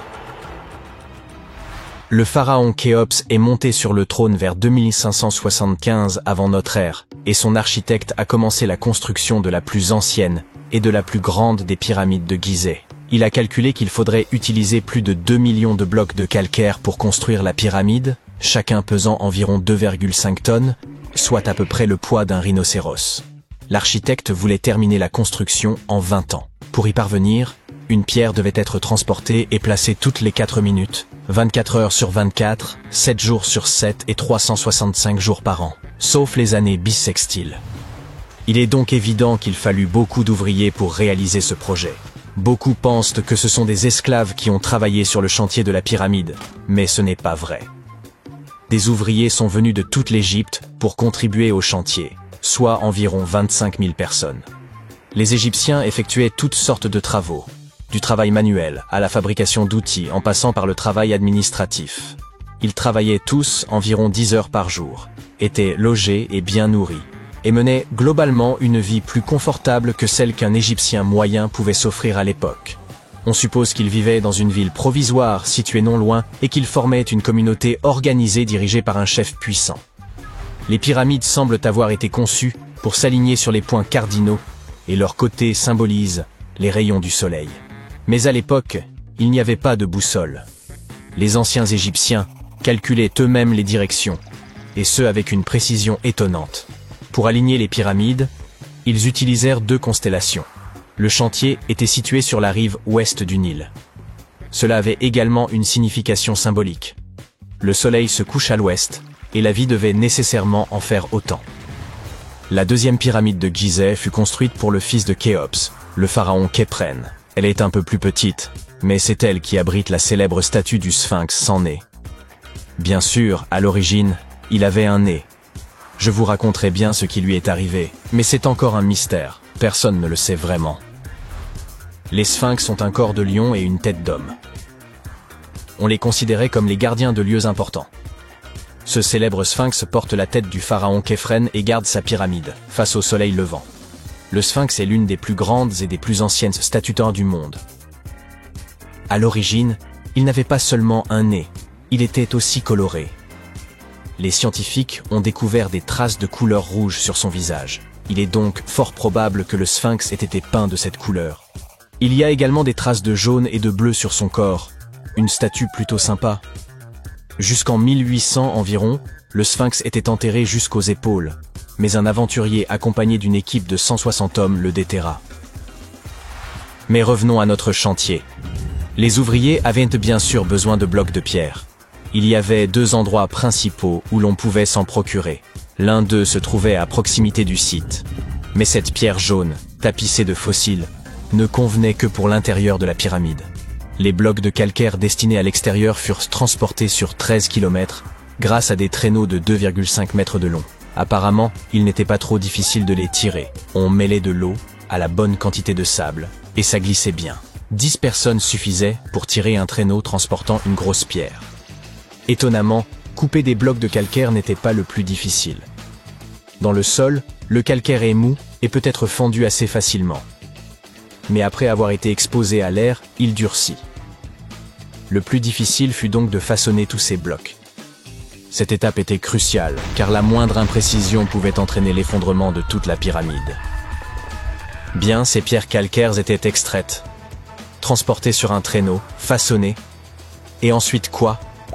Comment les disposer? C'est encore un mystère. Les archéologues ont découvert les vestiges d'un système de rampes datant de l'époque de la construction des pyramides. Les historiens s'accordent donc à dire que les Égyptiens ont très probablement conçu un système unique pour déplacer et tirer ces énormes blocs. L'opinion la plus répandue est qu'il y avait plusieurs rampes autour de la pyramide. Il y avait probablement une rampe centrale avec 2 escaliers de chaque côté, construits directement sur les pierres de la pyramide.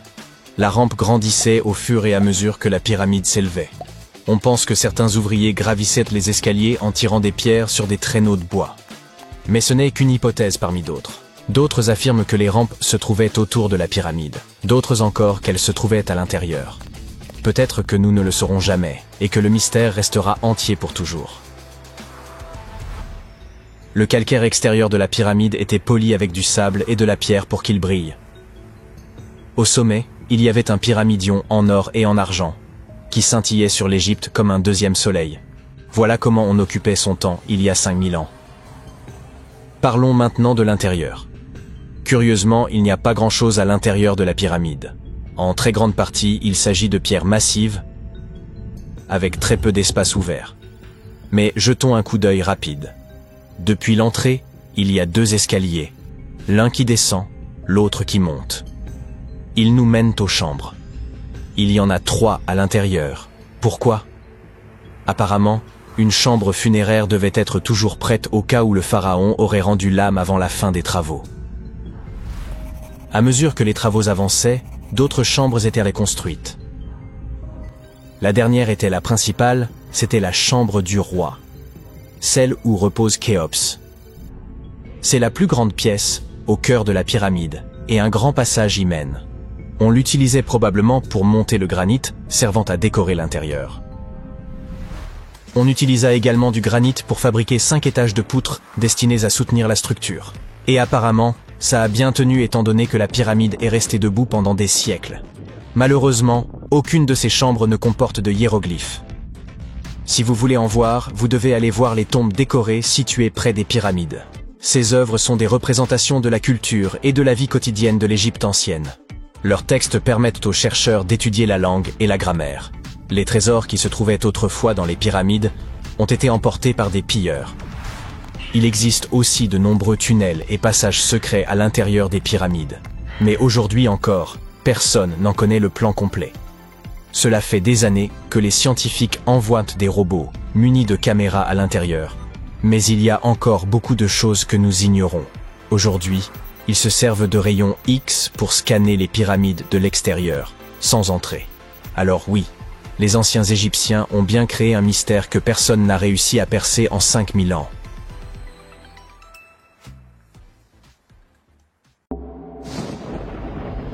Il y a un navire qui dérive quelque part dans l'océan sans équipage. La dernière fois que quelqu'un l'a vu, c'était il y a plus de 50 ans. Son histoire rappelle celle du Hollandais volant, un navire condamné à naviguer éternellement et à apporter le désastre à quiconque le voit en mer. Du moins, selon la légende. Contrairement au Hollandais volant, le SS Beijimo était définitivement réel et construit pour une entreprise allemande à Hambourg et a commencé comme un navire de fret ordinaire. Il échangeait des fournitures entre Hambourg et la Suède dans la mer Baltique à partir de 1914. Il possédait un moteur à vapeur puissant et une coque en acier. Quelques années plus tard, il devint propriété britannique. Puis, dans les années 20, une entreprise canadienne l'a acheté pour environ 18 000 $, une somme énorme à l'époque. Le nouveau propriétaire, la compagnie de la baie d'Hudson, utilisait activement le navire pendant plusieurs années. Il l'envoyait souvent en voyage depuis son port d'attache en Écosse vers la Sibérie, l'Alaska, le Yukon et les territoires du Nord-Ouest. Il traversait également le canal de Panama et même le canal de Suez, avec à bord des pots de fourrure destinés à la vente. Parfois, il transportait également des passagers. Il avait réalisé 9 voyages réussis avant que cette série de chances ne prenne fin. À partir des années 30, le SS Beijimo rencontrerait des problèmes de glace et de tempête. Lorsqu'il s'est retrouvé pris dans la glace pour la première fois en octobre 1931, une partie de l'équipage a réussi à s'échapper vers l'Alaska. 15 des 22 marins ont décidé de rester avec leur navire et d'essayer de le sauver. Ils avaient à bord des fourrures et autres cargaisons précieuses, d'une valeur d'environ 58 000 $. La compagnie leur a envoyé des fournitures pour survivre à l'hiver. Ils ont établi un camp près du navire à l'aide de trappes, de bâches et d'autres matériaux, et ont déchargé la cargaison. Fin novembre, un blizzard a balayé la région, et il semblait qu'il avait emporté le navire avec lui. La plateforme de glace avait survécu, mais le navire s'était détaché. Certains membres de l'équipage étaient sûrs qu'il avait coulé. Mais peu après, ils ont reçu des nouvelles d'un local qui avait repéré leur navire à environ 72 km de leur camp. L'équipage a continué sa vie, et le navire a commencé son périple en tant que bateau fugitif. Les gens apercevaient le SS Beijimo environ une fois par an, et ce jusqu'en 1969. Il était principalement repéré au large des côtes de l'Alaska. Un homme se rendant à Nome avec son traîneau à chiens, des prospecteurs, des explorateurs et des chasseurs de trésors prétendaient tous avoir vu le SS Beijimo. Quelqu'un a tenté de monter à bord et de l'emmener au port, mais s'est retrouvé bloqué dessus pendant des jours en raison d'un temps épouvantable. D'autres ont eu plus de chance et ont réussi à prendre un canot de sauvetage, certains meubles et d'autres objets de valeur du navire. Ceux qui se sont approchés du navire ont vu qu'il était endommagé et qu'il manquait l'hélice. Pourtant, il est resté à flot sans équipage pendant au moins 38 ans et est devenu le navire fantôme le plus longtemps en mer de l'histoire. En 2006, les autorités de l'Alaska ont lancé un projet pour résoudre le mystère de ce navire fantôme de l'Arctique et enfin trouver le SS Beijimo, que ce soit encore à la surface ou sous l'eau. Jusqu'à présent, le projet n'a pas réussi. Le SS Beijimo reste l'un des 4000 navires estimés à avoir disparu au large des côtes de l'Alaska. Si la légende du XVIIe siècle ne ment pas, ce navire fantôme pourrait naviguer quelque part le long du Flying Dutchman. Il appartenait à la Compagnie néerlandaise des Indes orientales. Son capitaine a réussi l'impossible pour l'époque et a navigué de la Hollande à l'Indonésie en seulement 3 mois. On disait qu'il volait sur la mer et certaines mauvaises langues expliquaient qu'il avait fait un pacte avec les forces du mal pour y parvenir. Une fois que le navire était en route pour rentrer chez lui, son capitaine et son équipage ont disparu sans laisser de traces. Il existe de nombreuses versions de ce qui lui est arrivé. L'une des premières dit qu'il avait essayé d'entrer dans le port au cap de Bonne-Espérance, a été pris dans une terrible tempête et a coulé car il n'y avait pas de capitaine pour le sauver. Une autre légende raconte que le capitaine avait refusé d'obéir aux cieux pour laisser le navire couler pendant la tempête. Une forme de lumière effrayante a alors frappé le bateau et l'équipage, et il a été ensuite condamné à errer éternellement sans repos. De nombreux marins prétendaient avoir aperçu le Hollandais volant. Le duc d'York, qui devait devenir roi d'Angleterre, mentionna l'avoir vu dans les eaux australiennes. Juste après avoir repéré le navire, l'homme qui l'avait vu en premier tomba du haut du mât et ne survécut pas. Il y eut d'autres rencontres avec ce navire légendaire jusqu'au milieu du XXe siècle. Les navires faisaient presque collision avec lui alors que le Hollandais volant surgissait de nulle part. Les scientifiques ont une explication plus logique pour ce mystère. La Fata Morgana. À ne pas confondre avec Hakuna Matata. Lorsque vous êtes en mer par une chaude journée et que l'air semble onduler, cela ressemble à ce que l'on voit sur la route lors d'une journée d'été brûlante. Cela est dû à ce que l'on appelle la réfraction atmosphérique.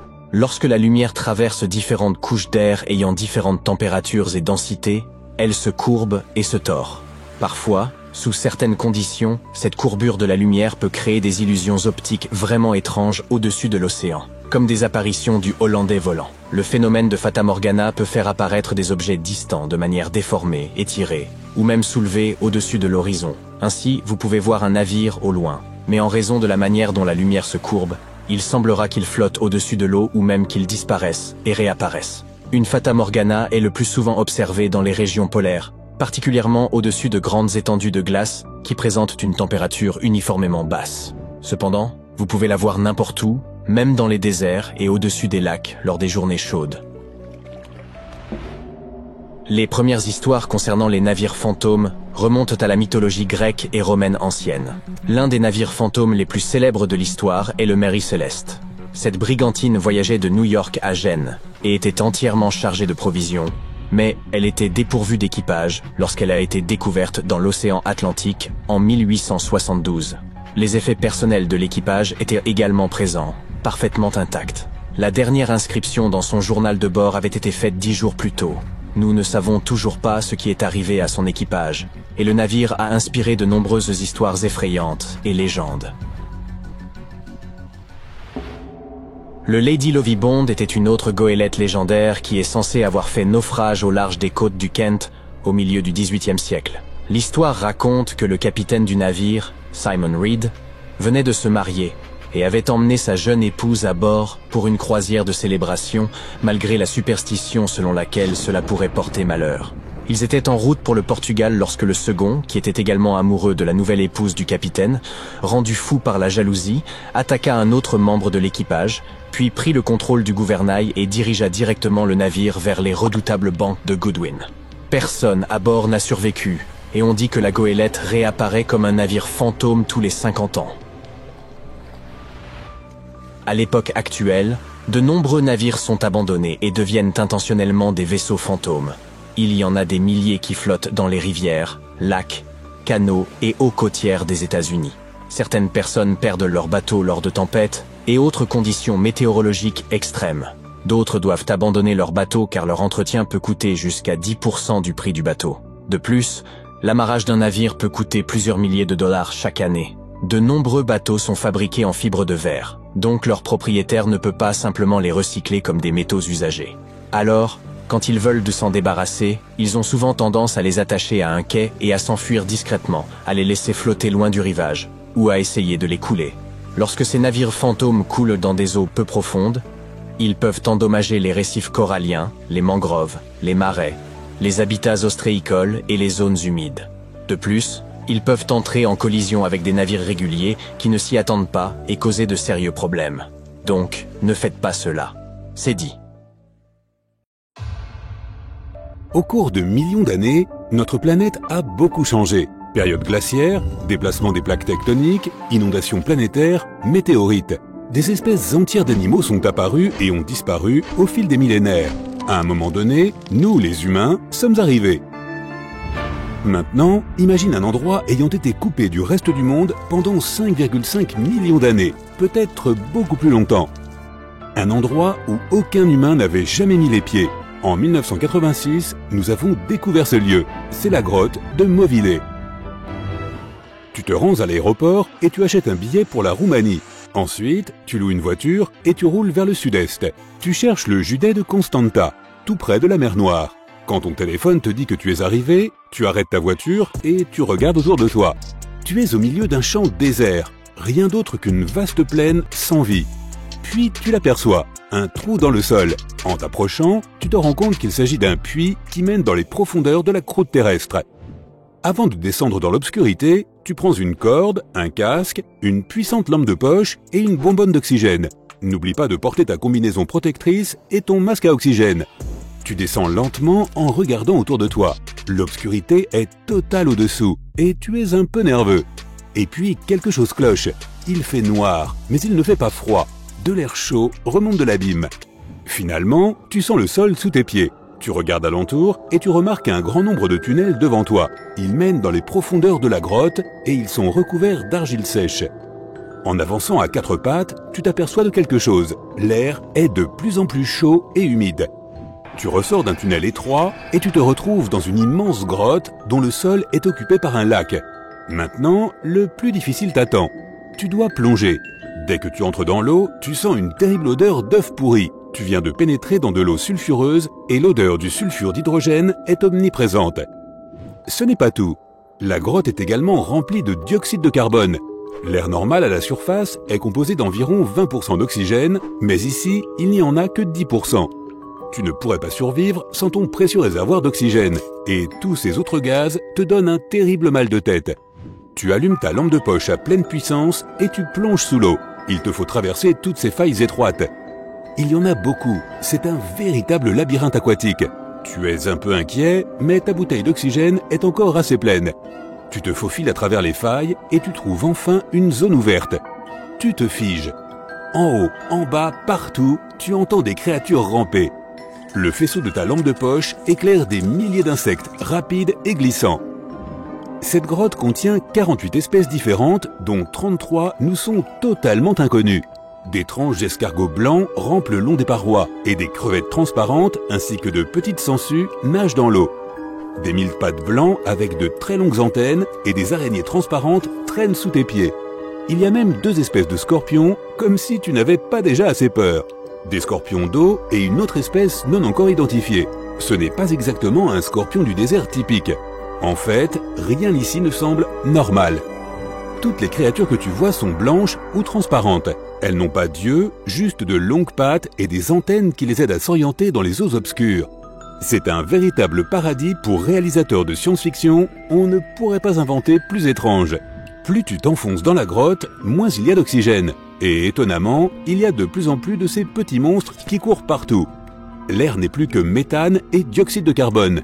Ces petites créatures étranges n'ont jamais vu le soleil, elles ne sont jamais sorties de cette grotte. Les araignées, les scorpions et les sangsues connaissent la faim, n'est-ce pas? Ils se nourrissent de petits animaux, d'escargots et de vers. Mais que mangent les plus petites créatures? C'est alors que tu remarques quelque chose de très étrange à la surface de l'eau.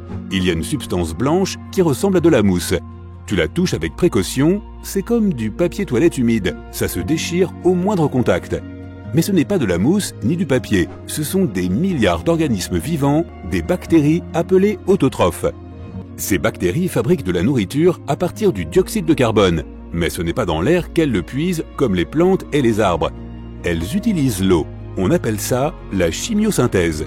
Ces minuscules bactéries excrètent leur nourriture inutilisée, que de plus grosses bactéries viennent ensuite manger. Après ça, les petits escargots et les vers mangent les grosses bactéries, tout un cycle alimentaire farfelu et unique au fond d'une grotte perdue en Roumanie. C'est la raison pour laquelle tu portes cette combinaison et ce masque de protection. Ce n'est pas seulement pour ton confort et ta sécurité. Sans la combinaison, tu pourrais accidentellement laisser derrière toi des bactéries humaines provenant de ta peau par exemple. Cela pourrait compromettre le délicat équilibre biologique de ce monde immergé. Cette grotte est trop petite et dangereuse pour y transporter du matériel de recherche coûteux. Alors tu prends quelques échantillons d'eau, de terre et d'air et tu en ressors le plus vite possible. La grotte n'a pas encore été entièrement explorée et les autorités roumaines n'autorisent pas n'importe qui à y faire de la plongée. Nous verrons dans quelques années. Qui sait ce qu'on y trouvera d'autre? Tu es de retour dans ton laboratoire moderne et tu commences à comprendre pourquoi cette grotte est si importante. Les conditions à Movile sont quasiment les mêmes que dans les premières années d'existence de la Terre. À l'époque, notre monde était protégé du soleil par une atmosphère très dense. Il est possible que les microbes qui se trouvent dans la grotte soient les mêmes que ceux qui étaient présents à l'époque où la vie a commencé. Ces bactéries pourraient s'avérer incroyablement utiles. Elles oxydent les gaz dangereux, le méthane et le dioxyde de carbone. En gros, elles les rendent inoffensifs. Merci les gars. La grotte de Movile n'est pas le seul endroit sur Terre où la vie trouve encore un moyen de subsister et de s'épanouir dans des conditions extrêmes. Visualise la tour Eiffel à Paris. Maintenant, multiplie-la par 10 et mets toutes ces tours les unes sur les autres. Imagine-toi maintenant en train de faire un trou à cette profondeur. Tu as compris? La vie continue, même dans ces abîmes. Il n'y a presque pas d'oxygène, la pression est incroyablement élevée et il fait plus chaud que dans le désert le plus chaud. Bienvenue dans l'empire des nématodes. Les nématodes sont des vers et ils sont extrêmement résistants. Quand il n'y a pas d'air, pas de nourriture ou qu'il fait trop chaud, ils se transforment. C'est ce qu'on appelle le stade d'Auer. C'est un état de stase, d'hibernation profonde. Le métabolisme des vers ralentit. C'est comme s'ils s'endormaient pendant longtemps et ne se réveillaient que lorsqu'il y avait assez d'air ou de nourriture, ou lorsqu'il faisait assez frais. Et tu n'as pas besoin de creuser aussi profondément pour trouver ces créatures. On rencontre des nématodes partout dans le monde. Ils vivent dans les sources chaudes, dans les déserts, dans les montagnes, dans le froid de l'Antarctique, à l'intérieur des animaux et même à l'intérieur du corps humain. Inutile de te rendre sur Mars pour découvrir des paysages extraordinaires. Il existe des endroits sur Terre proprement fantastiques.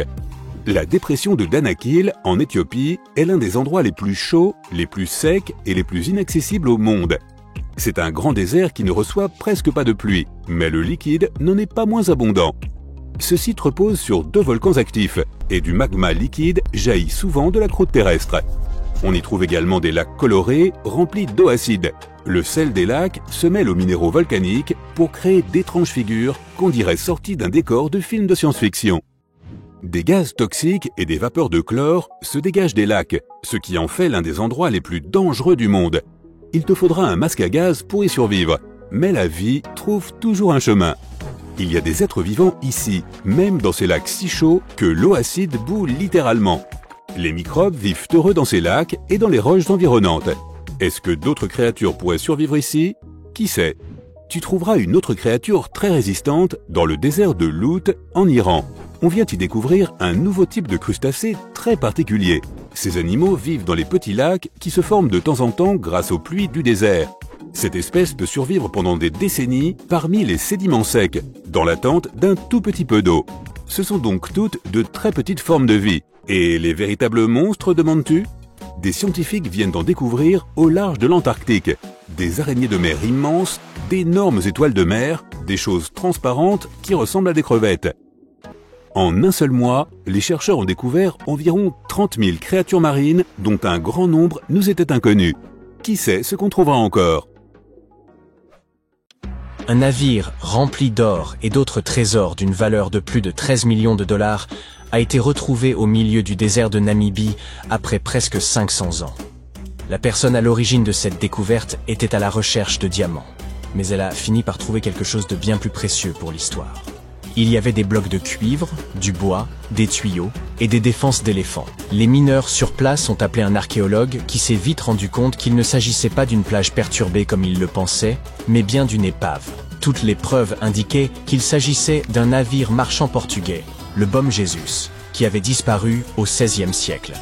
Les experts pensent qu'il s'agissait d'un type de navire spécial, plus grand, plus solide et plus performant que les anciens navires du Portugal et d'Espagne. Ces navires étaient construits pour emmener les explorateurs portugais dans de longs voyages vers des contrées lointaines comme l'Inde, la Chine et le Japon, et revenir avec des tonnes de marchandises. Le Bom Jesus transportait probablement des trésors de Lisbonne, la capitale portugaise, vers l'ouest de l'Inde. Mais il semble qu'en contournant la pointe sud de l'Afrique, près de la Namibie, une grosse tempête ait poussé le navire trop près du rivage. Le navire aurait alors heurté un rocher, aurait chaviré et se serait brisé avant de sombrer. Les archéologues ont trouvé sous l'eau le trésor du capitaine, qui s'est probablement échappé lorsque la coque en bois du navire s'est rompue.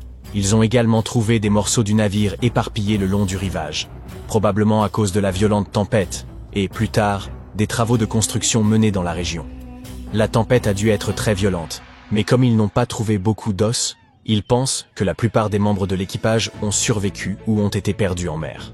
Le navire était divisé en 3 sections et était incroyablement bien conservé, grâce aux épaisses couches de sable qui le recouvraient et l'empêchèrent de pourrir.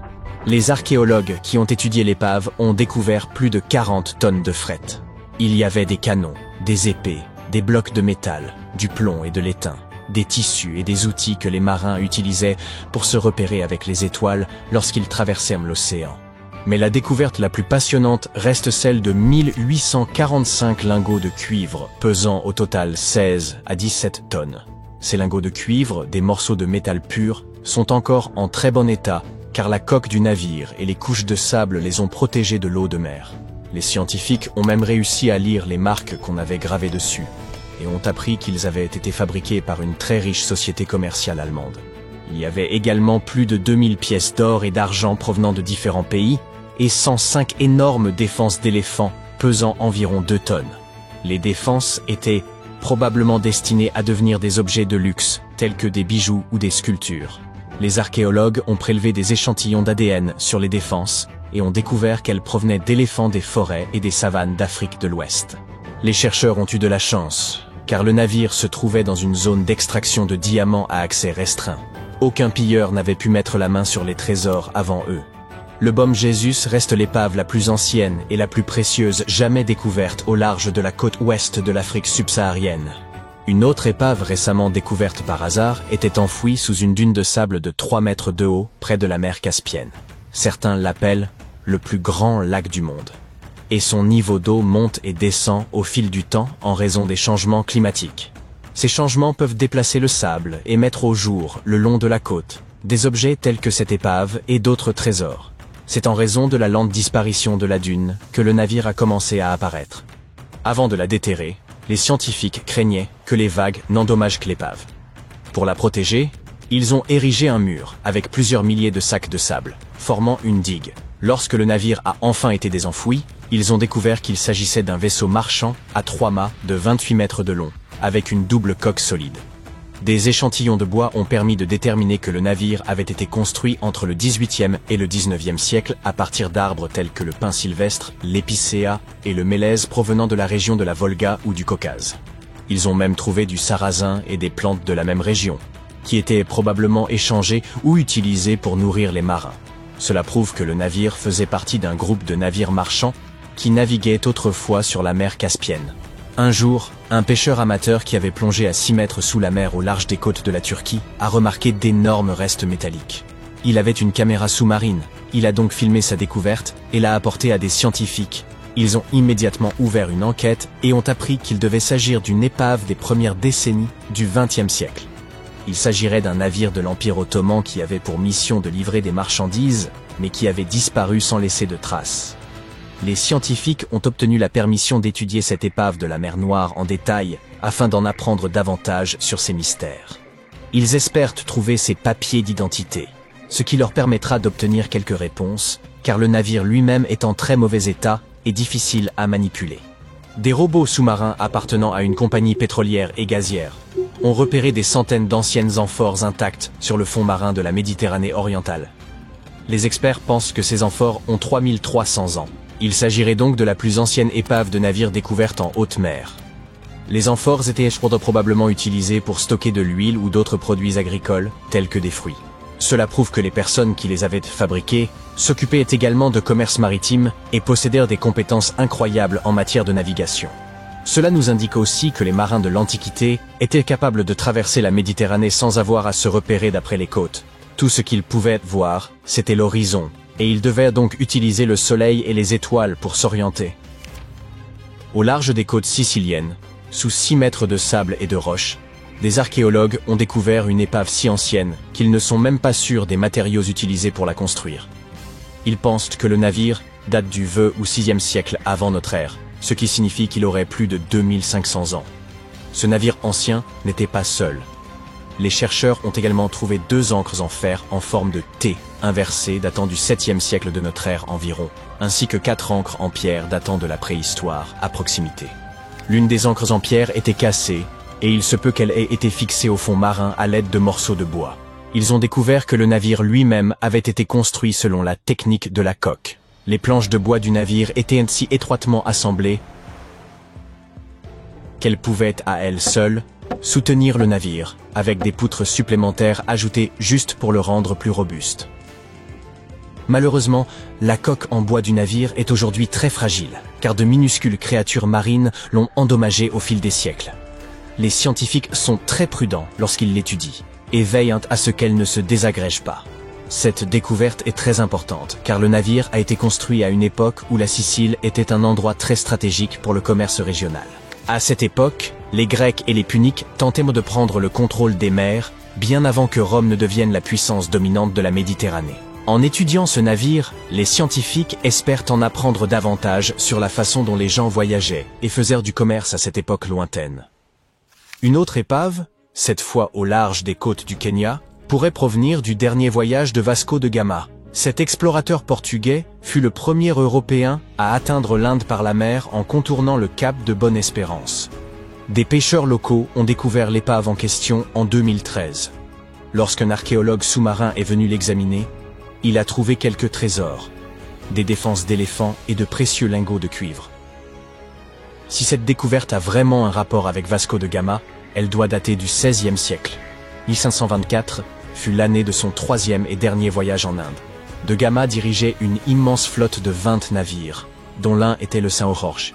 La majeure partie du vaisseau est cachée sous des couches de corail, et toute une équipe de scientifiques creuse soigneusement des tranchées pour retrouver des parties de la charpente et de la coque du navire.